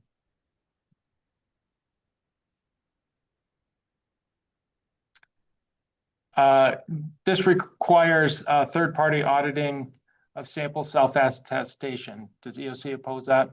No. Paragraph 68 regarding limiting down payments. Does EOC oppose that? No. Paragraph 69 to eliminate limits on monthly benefit amounts apart from the relevant energy burden threshold. Does EOC oppose that? No, but my understanding is that those limits actually don't exist. There was an inadvertent list or line item on an exhibit by Xcel Energy, so we don't oppose it because it doesn't actually exist. Does EOC oppose the $1.5 million annual administrative funding, which was an increase over the company's direct proposal? No. Nothing further. Thank you. Thank you. I think staff had some cross reserve. Ms. McLaughlin. Yes, thank you, Chair. Good afternoon, Mr. Bennett. I believe we've met before, but for the record, my name is Katie McLaughlin and I represent staff. I have a few questions for you today. I want to start off by asking you about Energy Outreach Colorado. Certainly. EOC provides certain energy assistance resources to income qualified individuals, correct? Correct. And EOC gets some of this funding through the Energy Assistance System Benefit Charge. It's a mouthful. Agreed? Yes, we did. Yeah. And that charge is on almost all of public services ratepayers' bills, correct? Yes, you can opt out, and then customers that are enrolled in income qualified programs or like energy assistance are automatically opted out. Okay. And just as you stated, it's a opt out. It's automatically on individuals' bills. Correct. Okay. And I looked at my bill from last month, and the energy assistance system benefit charge is 83 cents. Does that sound right? Per fuel, yes. And that's 83 cents for electric and 83 cents for gas, correct? Correct. Okay. And Piesco has about 1.6 million electric customers. Does that sound right? Sounds about right. And about 1.5 million gas customers. Yes, sorry. Sorry, I was getting my lighting back on.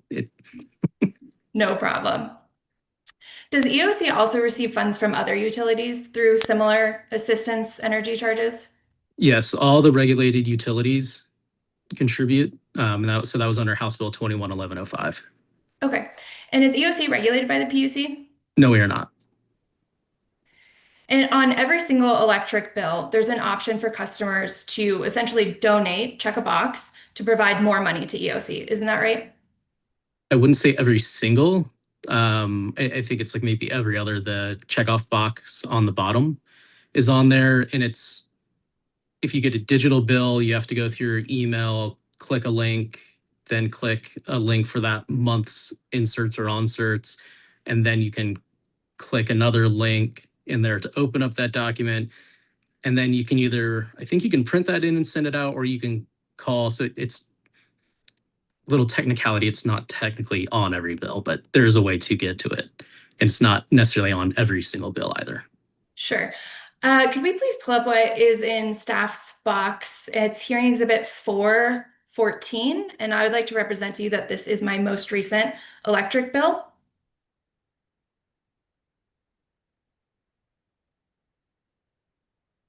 And if we could turn to page 2, and I'd like to look at the very bottom of page 2.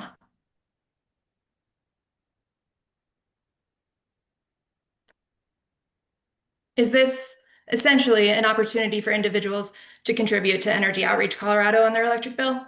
Yes. Okay.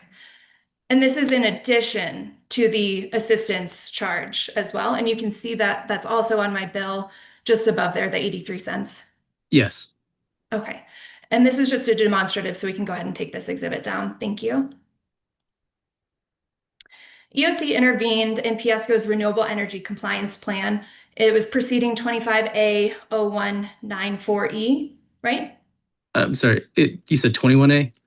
25A, I apologize if I Okay. misspoke. Okay. The numbers sound about right, so yes. I know there's so many different 25s and 4s and 9s floating around, I understand. And you filed answer testimony in that proceeding, correct? Yes. And in your testimony in the res proceeding, you recommended that the commission authorize $25 million of overcollected RESA funds to be redistributed to EOC, right? Yes, I suggested a $5 million over 5-year refund to income qualified customers, yes. Right. And parties in the res proceeding, they filed a settlement agreement, correct? I'm sorry, you kind of broke up for me.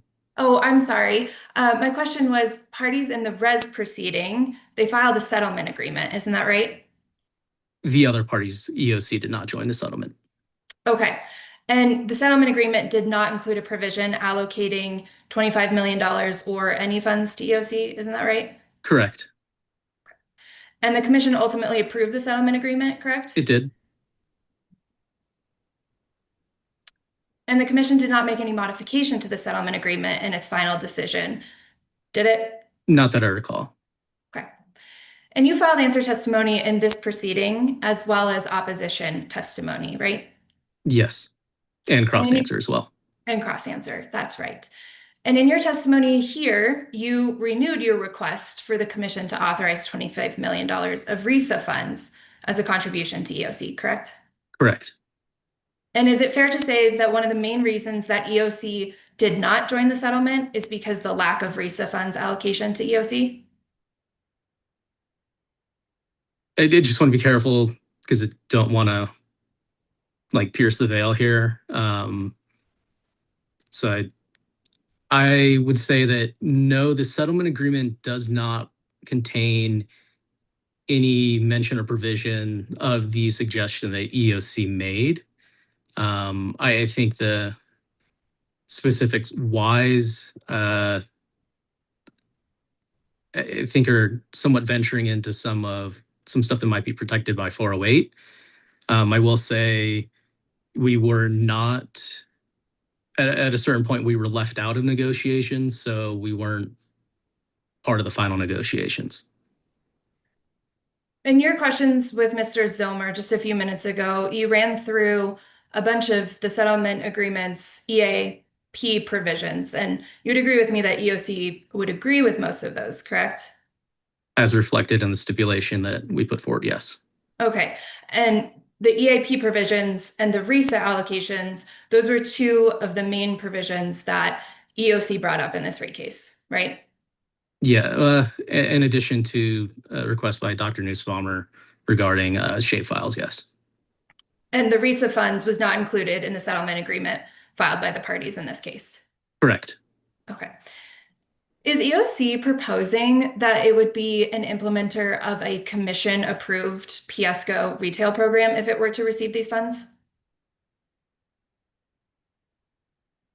Maybe there's like some technicalities in the words that you're using there on that. I think our proposal was that, because the RISA is so severely overcollected out of the 22 to 25 res plan, basically nothing was done for income qualified customers.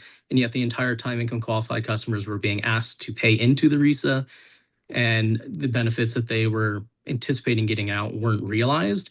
We were asking for a refund of a portion of that money, similar to some anticipated benefits that they would have gotten. So rather than doing like in the Black Hills where they proposed a negative GRSA to kind of spread out this dollar amount, we were suggesting a smaller pool of money, 25 million as opposed to that 141 million, and saying that over time, over those 5 years, we should refund $5 million. And the way to do that and to effectuate that refund to income qualified customers would be through energy assistance via EOC. Okay, and we'll break down much of what you said a little bit later, but this would not be a utility program, correct? No, it'd be a refund. Okay. And your testimony didn't include a calculation for how you developed the $25 million figure, did it? I'd have to go back, and we talked about this in the res plan. So we were renewing the request from the res plan as directed in that commission decision.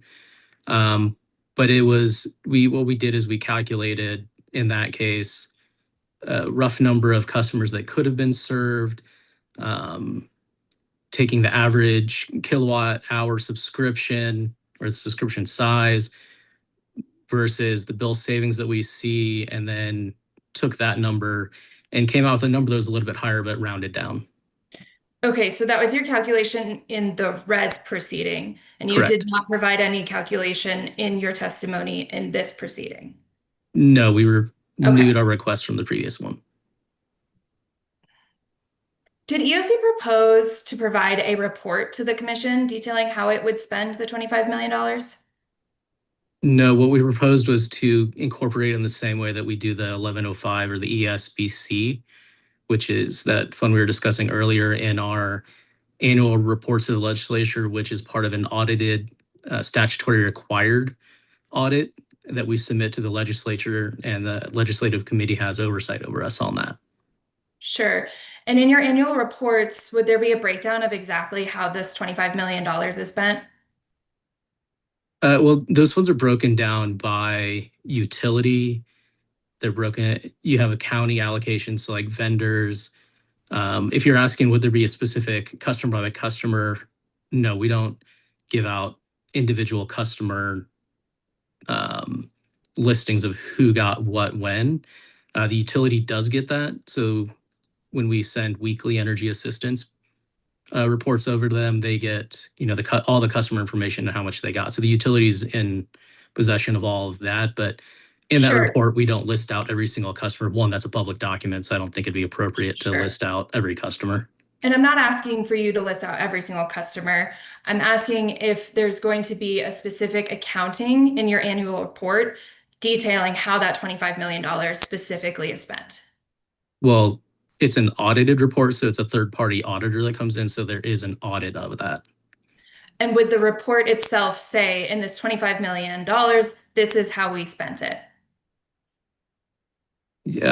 That's all should be broken down in all the financial documents. And again, it's all the accounting and tracking of that's audited by the auditors. Could any of these funds go to pay for EOC's overhead costs or administrative costs? In there, I did ask for some administrative cost in there that we have to administer the dollars.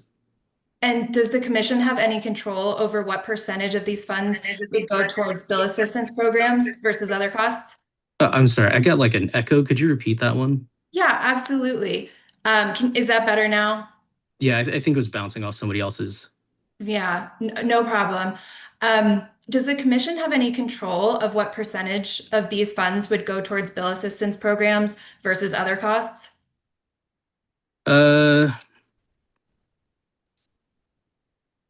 I'm just trying to think of like all the other cases, because I think generally administrative dollars in every other program that we do is, I'm just trying to think if they're approved in the plan or it's approved in the contracts. I'm thinking DSM.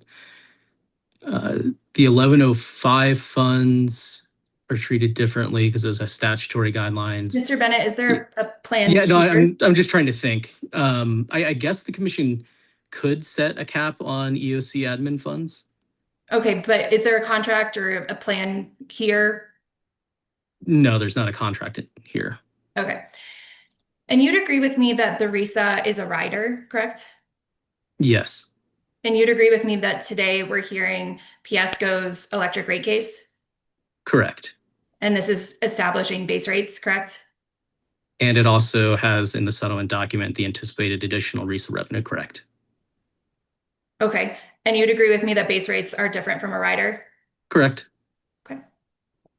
I want to talk to you a little bit more specifically about the RISA and what that money does. You'd agree with me that RISA stands for Renewable Energy Standard Adjustment, correct? Correct. And you'd agree with me that wind energy is a renewable resource? Yes. And solar is a renewable resource? Yes. Okay. And solar community gardens are also considered a renewable resource, correct? Yes. And in fact, isn't it a large portion of the RES plan is dedicated to providing community solar garden? Yes. And in your proposal, you've stated that this $25 million of RISA funds would go to compensate income qualified individuals for delayed community solar garden development. Do I have that right? Not quite. You use the word delayed when the number is 0. That's not a delay, that's a failure, quite frankly. So there was nothing done, so it can't be delayed, right? So I think maybe there's a little nuance in there that it's not for delay like gardens that are currently coming online from 2021. Those would be delayed benefits. The 22 to 25 plan, where it basically had nothing done for low income qualified, I would not say is delayed benefit. I would say that is a missing. It's not there. It's not delayed. Mr. Bennett, but doesn't the community solar garden capacity that was in the 2022 to 2025 RES plan get carried forward under the 2026 to 2027 plan? Yes, most of it. I think a small portion didn't, but yes. A small portion. Could we please pull up in staff's box what has been marked as hearing exhibit 424? And this is an executable, so it might take a minute.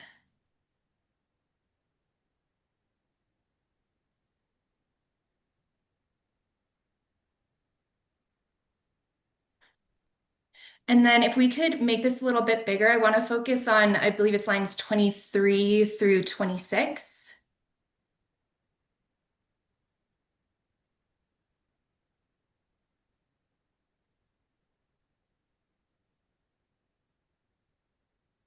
Thank you. And Mr. Bennett, do you see kind of the black box that's in the middle of the page right there that says the 2022 to 2025 rollover to the 2026-27 RE plan? Yes. And do you see where the rollover number is 206 megawatts of capacity? Yes. Would you consider 206 megawatts of capacity an insignificant amount? No, I think you misheard what I said. I said I think all but a small portion wasn't.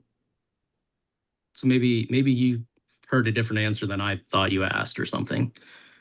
But I don't think the number 206 is insignificant. But I don't think Okay. that was your earlier question.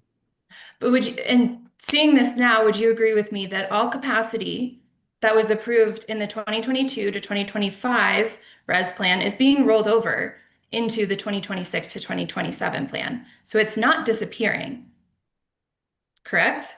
Correct. And what I Okay. said is I think. So So I think I was this, quantifying that because if you do look up, I right. think there are And some numbers that different. So and absolutely, you can clarify that later. But all of this 206 megawatt of capacity that's rolling over into the next plan, this is in addition to capacity that is also reserved from the 2026 to 2027 plan, correct? yes. Okay, we can take this exhibit down. Thank you so much. And isn't it true that the capacity that's carried forward and the new capacity in the 26-27 plan, that most of it is going to be reserved for IQ customers?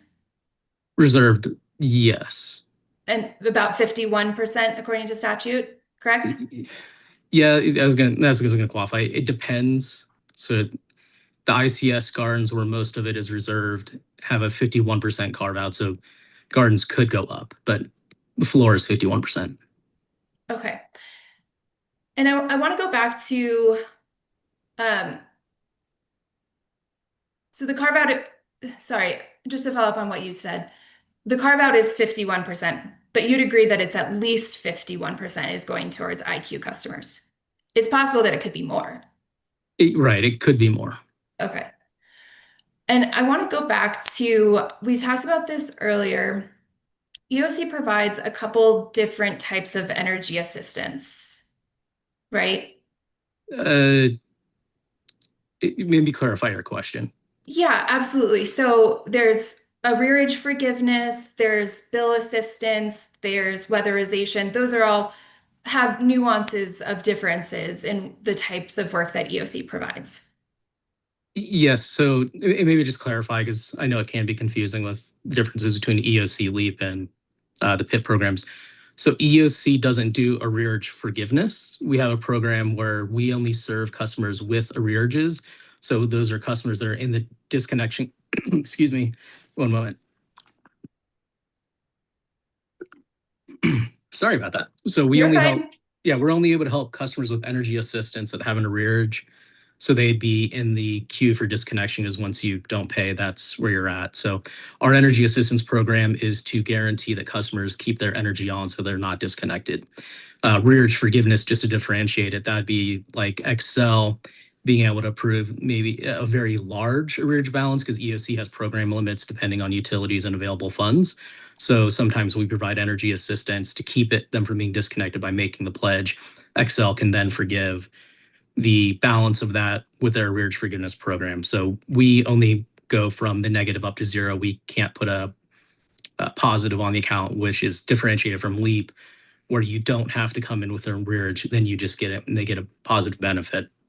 So just to clarify that quickly, because I think it's a little bit confusing, I think, if you're not living in it. And then, yes, we do weatherization through utility funded programs. We also manage part of CO's multifamily WAP. That's really helpful.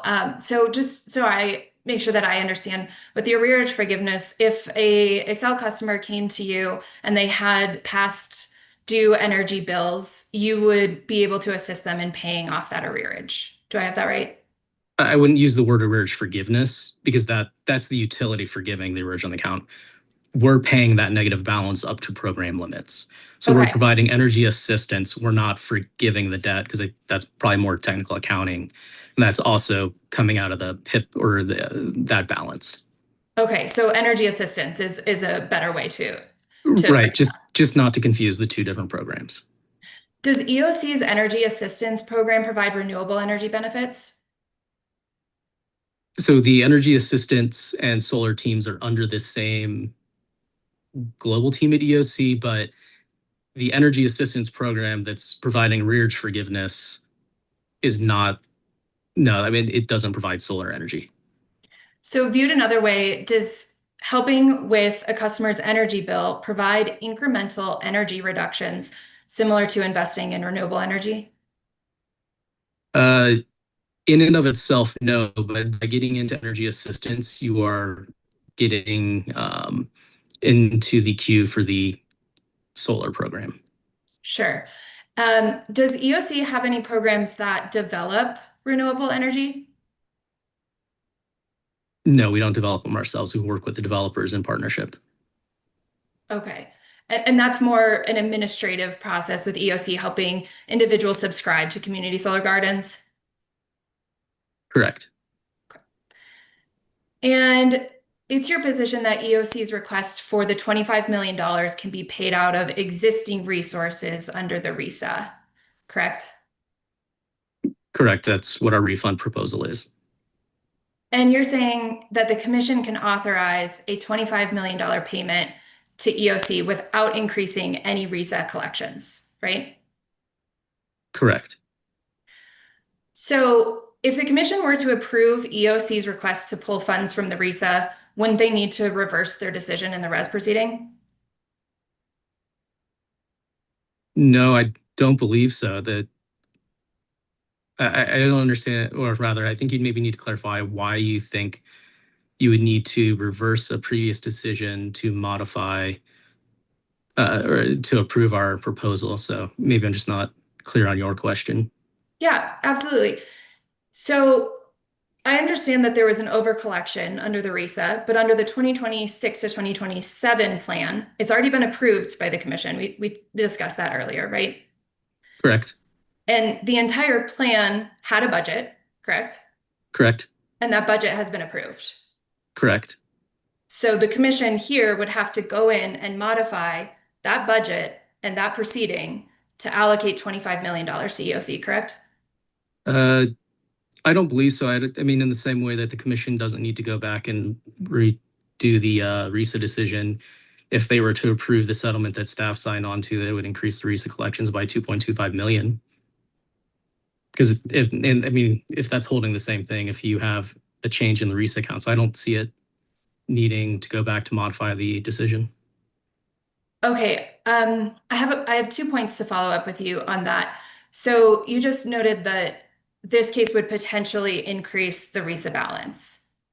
Correct. As in I can't remember which attachment it was showing the 225 million plus all the different riders, and one of the riders listed was the RESA at 2.25 million. But your recommendation is to use existing RESA funds, right? Correct, the over collection.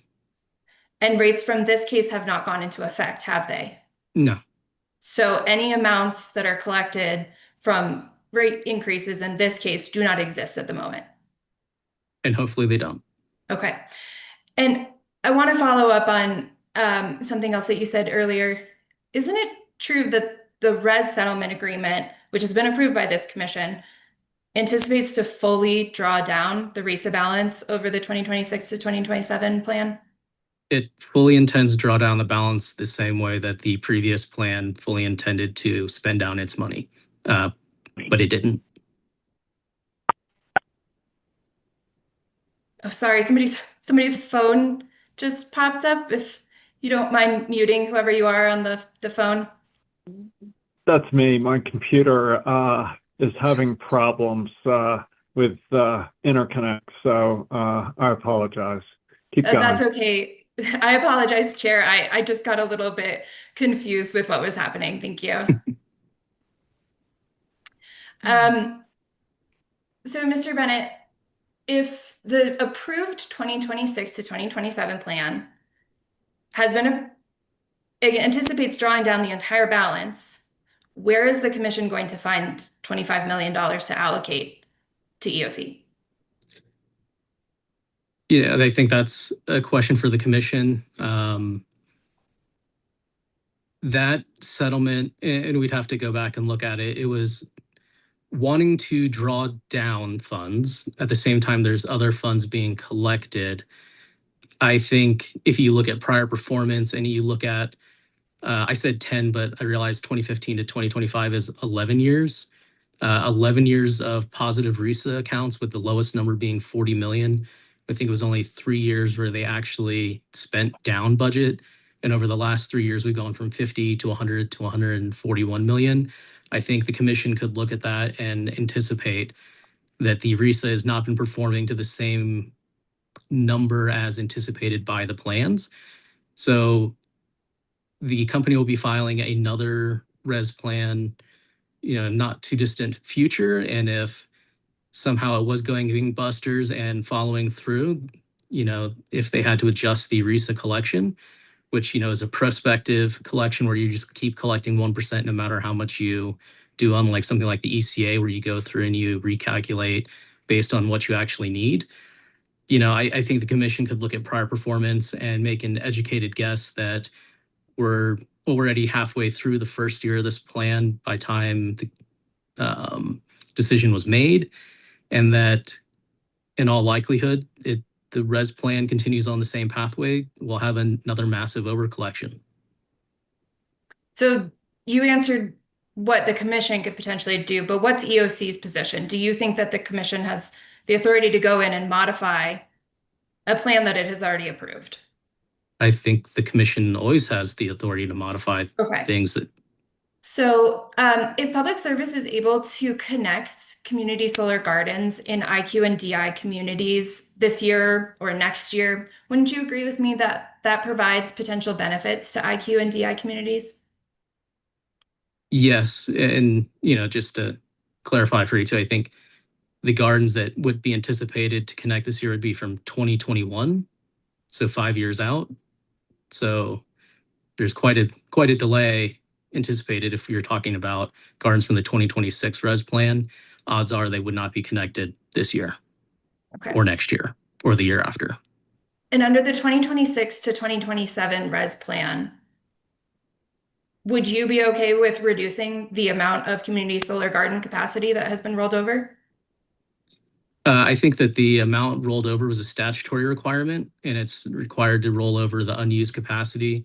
And as I said earlier, the unused capacity is basically all the capacity that was allocated to low income.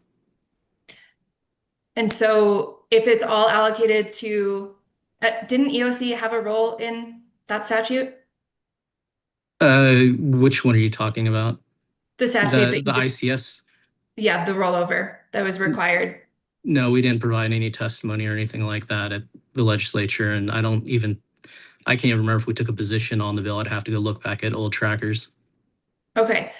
So you would not want to reduce any of the capacity for community solar gardens that has been rolled over, but you do want to reduce the budget. Well, I don't think you're legally allowed to reduce it because the statute says what you have to roll over. But you would be okay with reducing the budget? I think our proposal was reducing the overcollection, not the budget. I think they're not the same thing. And you would agree with me that the budget has been approved by the commission and is fully allocated in the 26 to 27 res plan?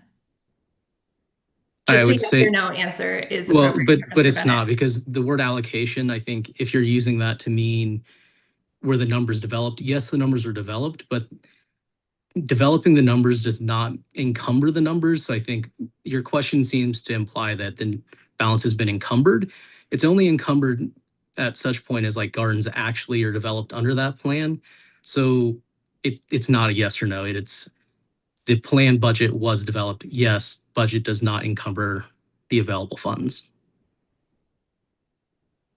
Because if that was the case, we wouldn't have a $141 million rollover right now. But the $141 million rollover has been accounted for in the budget, yes or no? Yes. Thank you, Mr. Bennett. Those are the questions that I have for you today. Thank you. Commissioner Plant, questions for Mr. Bennett? Yeah, I just had a real quick question, or I guess a couple, as it has to do with the 25 million. It's been a while since I looked at the Renewable Energy Standard Adjustment legislation. And I'm just wondering if you can identify any specific statutory authority under either 42-124 or somewhere else in the statute that authorizes the use of RISA balances for direct bill assistance that's unrelated to renewable energy program participation. No, there's not a specific statute that calls that out. Is EOC proposing that the commission exercise discretion over excess RISA balances, or is EOC saying that the statute affirmatively authorizes that use? I'd say what we're saying is that the commission approved RISA collections to go with various plans. It's been 1%, it's been 2%. And the commission has changed that authorized collection amount in anticipation of previous overcollected balances, anticipated spend in the new budgets. And even though there have been a lot of budgeted or proposed spending out there, it's just not coming to fruition. The programs are not delivering.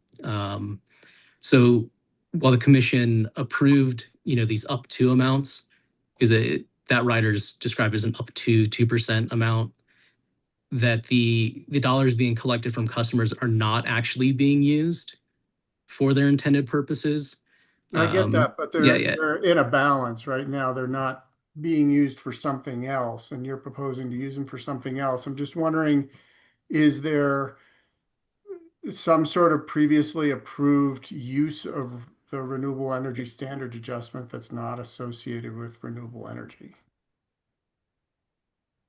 No, and I think, and maybe this is splitting hairs, but I think we're looking at this as a refund to customers, right? You're not using RISA dollars for energy assistance. What you're doing is you're refunding to income qualified customers money from the RISA for programs that were not developed and realized. And the vector by which you would do that would be through energy assistance rather than spreading it out over like a small negative percent. Gotcha. To all customers. Thank you. No further questions. Thanks. Thank you. Commissioner Gilman? No questions, thanks. I don't have anything either. Ms. Camillo, redirect. Thank you. Mr. Bennett, you got Actually, let me just ask you, how much do you have? Because maybe it's time for a break. Yeah, I would say less than 10 minutes. Happy to come back after the break, but happy to do it now. Ms. Boulay, we're probably 20 minutes from ending the hearing. Do you want to break or keep going? Please keep going. All right, we got it. All right. Thank you. So Mr. Bennett, you got some questions from staff council about the energy assistance system benefit charge. Do you recall that? Yes. And we had that bill pulled up too, which was fun. Could you explain how the ESBC funds are dispersed and on what, if it's a quarterly or monthly basis? Sure. So it first is based off a fiscal year starting October 1. So you have your first collections Q4 and then the next 3 quarters. And so what happens is each quarter those funds are remitted to EOC. And then, so we're collecting a year ahead. So right now, the funds we're collecting in this fiscal year will be dispersed for next fiscal year. The little bit of a caveat for the energy, or for the EEBT, or what's federally known as heat need. So we collect those monies, and then concurrently right now, we just had the vote for the Commission on Low-Income Energy and Water Assistance, which was the oversight commission established in House Bill 21-1105. That commission approves the budget split, and it's split between CDHS for the EEBT program, where they provide a benefit on SNAP accounts, and then that gets them the maximum credit for their SNAP benefits by providing energy assistance to them for that. And then there's a cross-reference between them and LEAP. The remainder of the budget, 2% is taken off for outreach and education. And then the remainder of that budget is then allocated between EOC for energy assistance and the Colorado Energy Office to fund their weatherization program. And it's been roughly 50-50. EOC can get a maximum of 50%. So in theory, CO could have a larger percent in some years. And so then that money for EOC and CO is dispersed on the 1st, but the money for the EEBT is dispersed in July of the year before. It's a little complicated, but there's a 3-way split. CDHS tells us what their budget is. We basically have to prove that, and then the remainder is split up. Okay, thanks. Staff council also had a discussion with you about the voluntary donations that customers can make on their utility bill. Did you recall that? Yes.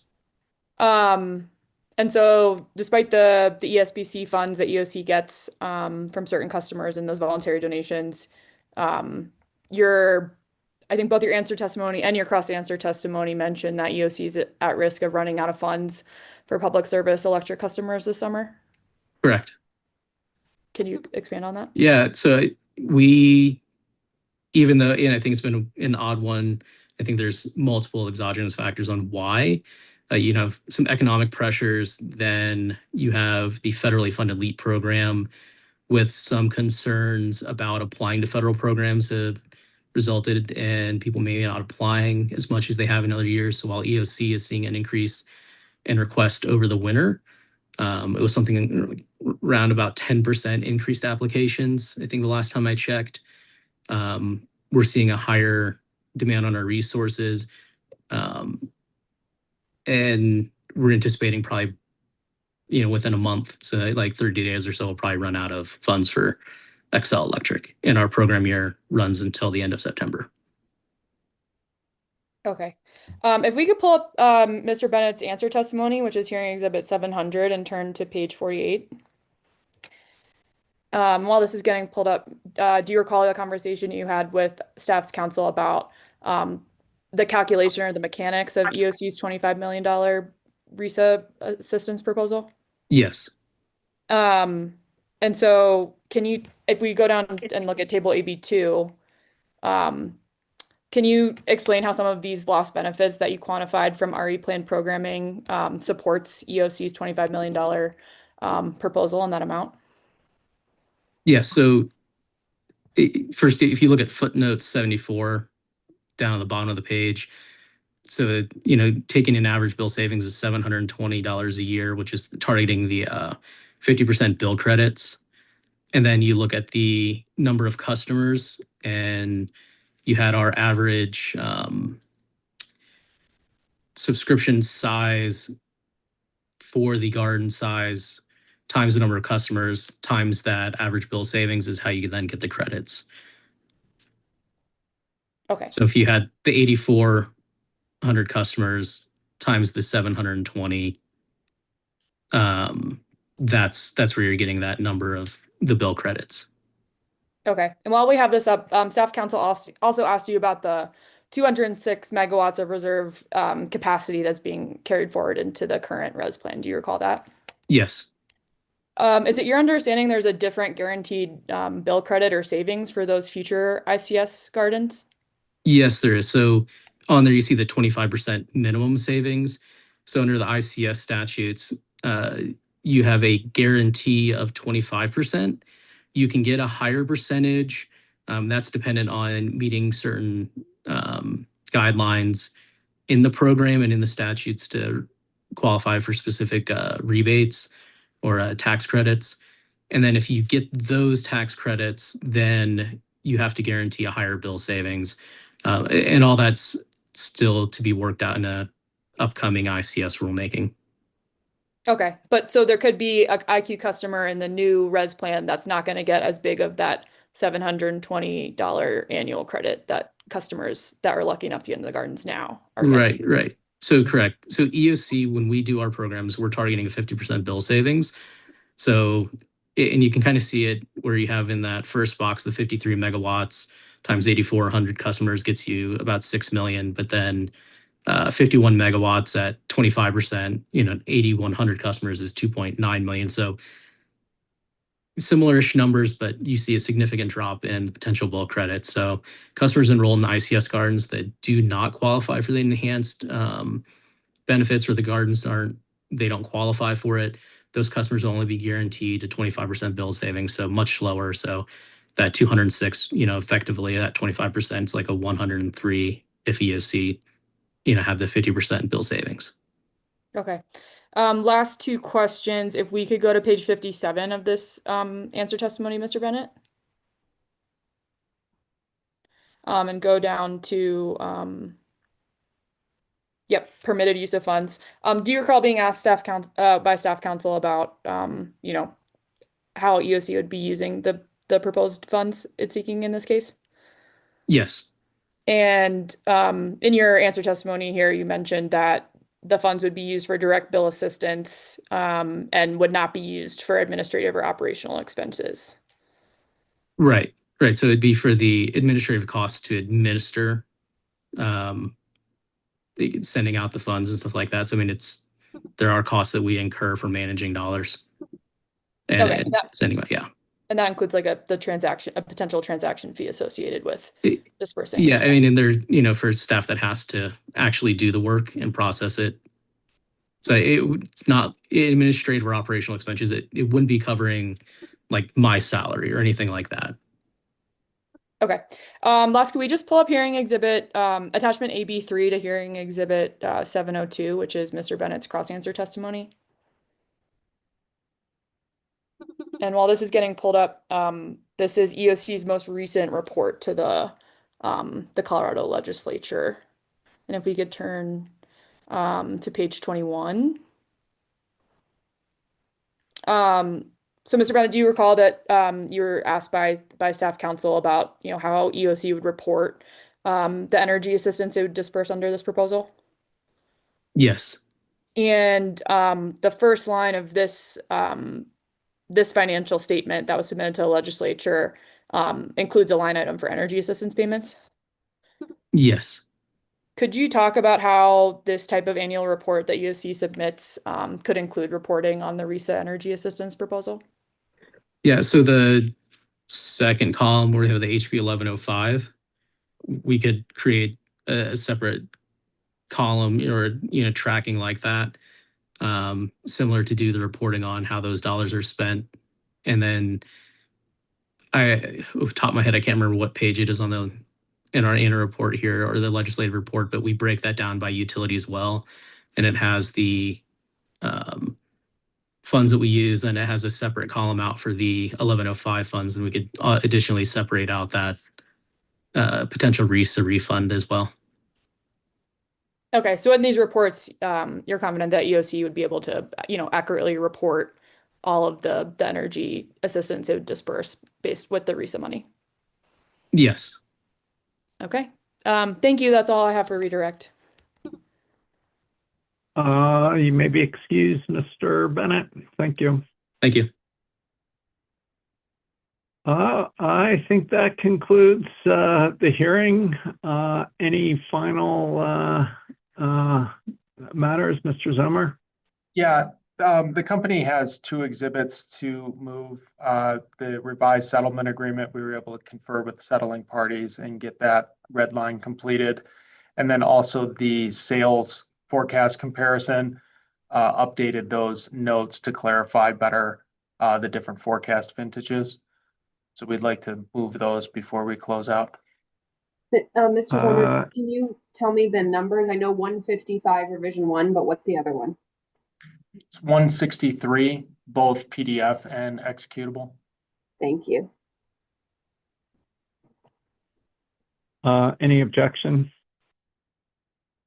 Hearing none, so moved. Any other evidentiary issues, Mr. Bunker?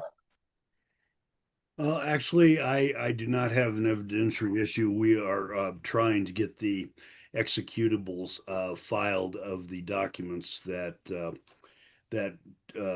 Commissioner Gilman asked for, and hope to have that accomplished yet today. I think it's okay. I guess we'll close the record subject to a few caveats, including that one. Mr. Zomer, did you have something else? Yes, Chair Blake, I was wondering if we could just confirm the 1500 series of hearing exhibits that were officially entered. Can you help me with that, either counsel or the legal assistant? I have the list of what we presented, like what we have saved in box, but I won't have if they were admitted or just shown.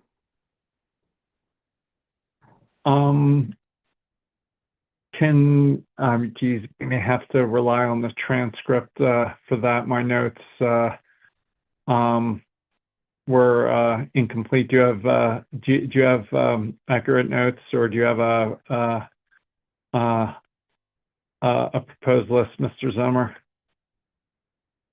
If you'll give me 1 second, I will find our list.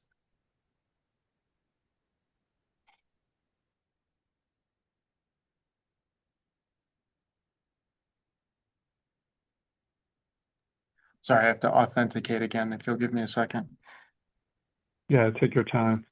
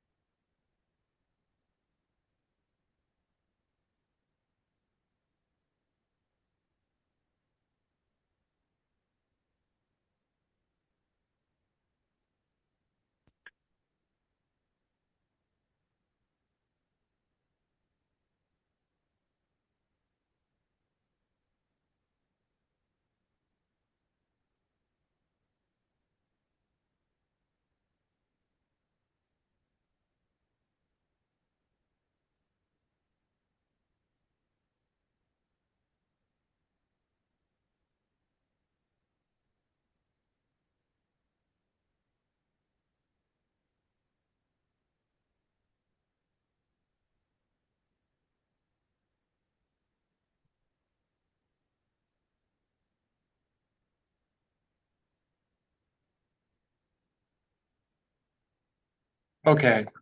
We had 1500, 1510, 1514. Can you say what 1500 is the Exhibit. spreadsheet with all the exhibits? Yeah, I can provide the description. So 1500 was the exhibit list. 1510 was Howard supplemental from 25AL-0583G. 1514 was the Equity and Energy Stakeholder Process Report. 1515 was the Xcel Energy Investor Presentation, March 2026. 1517 was staff's outage presentation from April 30th, 2025.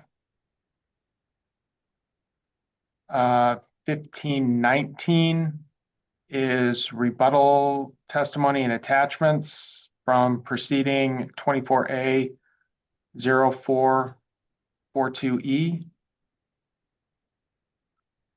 1521 is Rozek direct testimony from 23AL-0536E. 1522 is attachment 3 from the TCR filing. Or TCA, sorry. 1523 is Xcel Energy Earnings Presentation Q4 2025. 1524, staff PSCO Customer Care Presentation from April 30th, 2025. 1525, QSP filing from 23A-0356E. 1526, PSCO 2026 Q1 or Q1 10Q. And 1527, S&P securitization article, March 24th, 2024. That's consistent with my understanding. Does anybody have a different view or concerns with that list of admitted documents? That sounds right, and thanks for doing that, Mr. Zomar. I think I should get better track, but No, thank you for the clarification. Mr. Bunker, did you have anything else? I just wanted to talk about the statement of position if we're finished with any of the evidentiary issues. Yeah, just let me make sure we're finished with the evidentiary issues, and then we'll turn to that. All right. I think I propose that statements of positions are due July 10th, 2026. And I have a note from council saying, don't fold on that date. We need the time for deliberation and decision making. So I think hopefully that's enough time. Should be 3 or 4 weeks. Mr. Chairman, if I could, I was not going to attempt to modify the July 10th SOP date that we already had in the procedural schedule. But what I would request is, on behalf of the UCA, a 45-page limit as to the SOP. We've got a lot of issues to cover in terms of the case in chief, and then our disagreement with the non-unanimous agreement. And so I feel like we need some extra pages to cover all the issues we need to cover. I'm certainly amenable to that. Do any of the parties have concerns with a 45 page limit, Mr. Zimmer? As long as it's equally applicable to everyone, the company has no concerns. Yeah. Yeah, that was my intention, that what's good for one is good for all, that everyone gets that increased page limit. I think that works. Any other procedural matters? Hearing none, if everybody could turn on their cameras who's ever left council. I just want to thank everybody for an engaging and rich conversation. Just a lot of issues, and appreciate everybody's discipline and incisive approach. And as always, want to thank the council and the legal assistants and the court reporter for helping us get through this. So, Commissioner Plant, any final thoughts? No, thanks. I just echo that. Thanks a lot for everybody's hard work on this. Commissioner Gilman? Yeah, agreed. Really appreciate it. Thanks so much. All right. With that concludes the presentation of evidence in this case. The evidentiary record is now closed, with the exception of Mr. Bunker's revised exhibits, which hopefully he'll clear by all the parties. And we are adjourned. Thanks everybody, and enjoy the day tomorrow. Thank you, Chair. Thank you. Thank you. Thank you. Bye.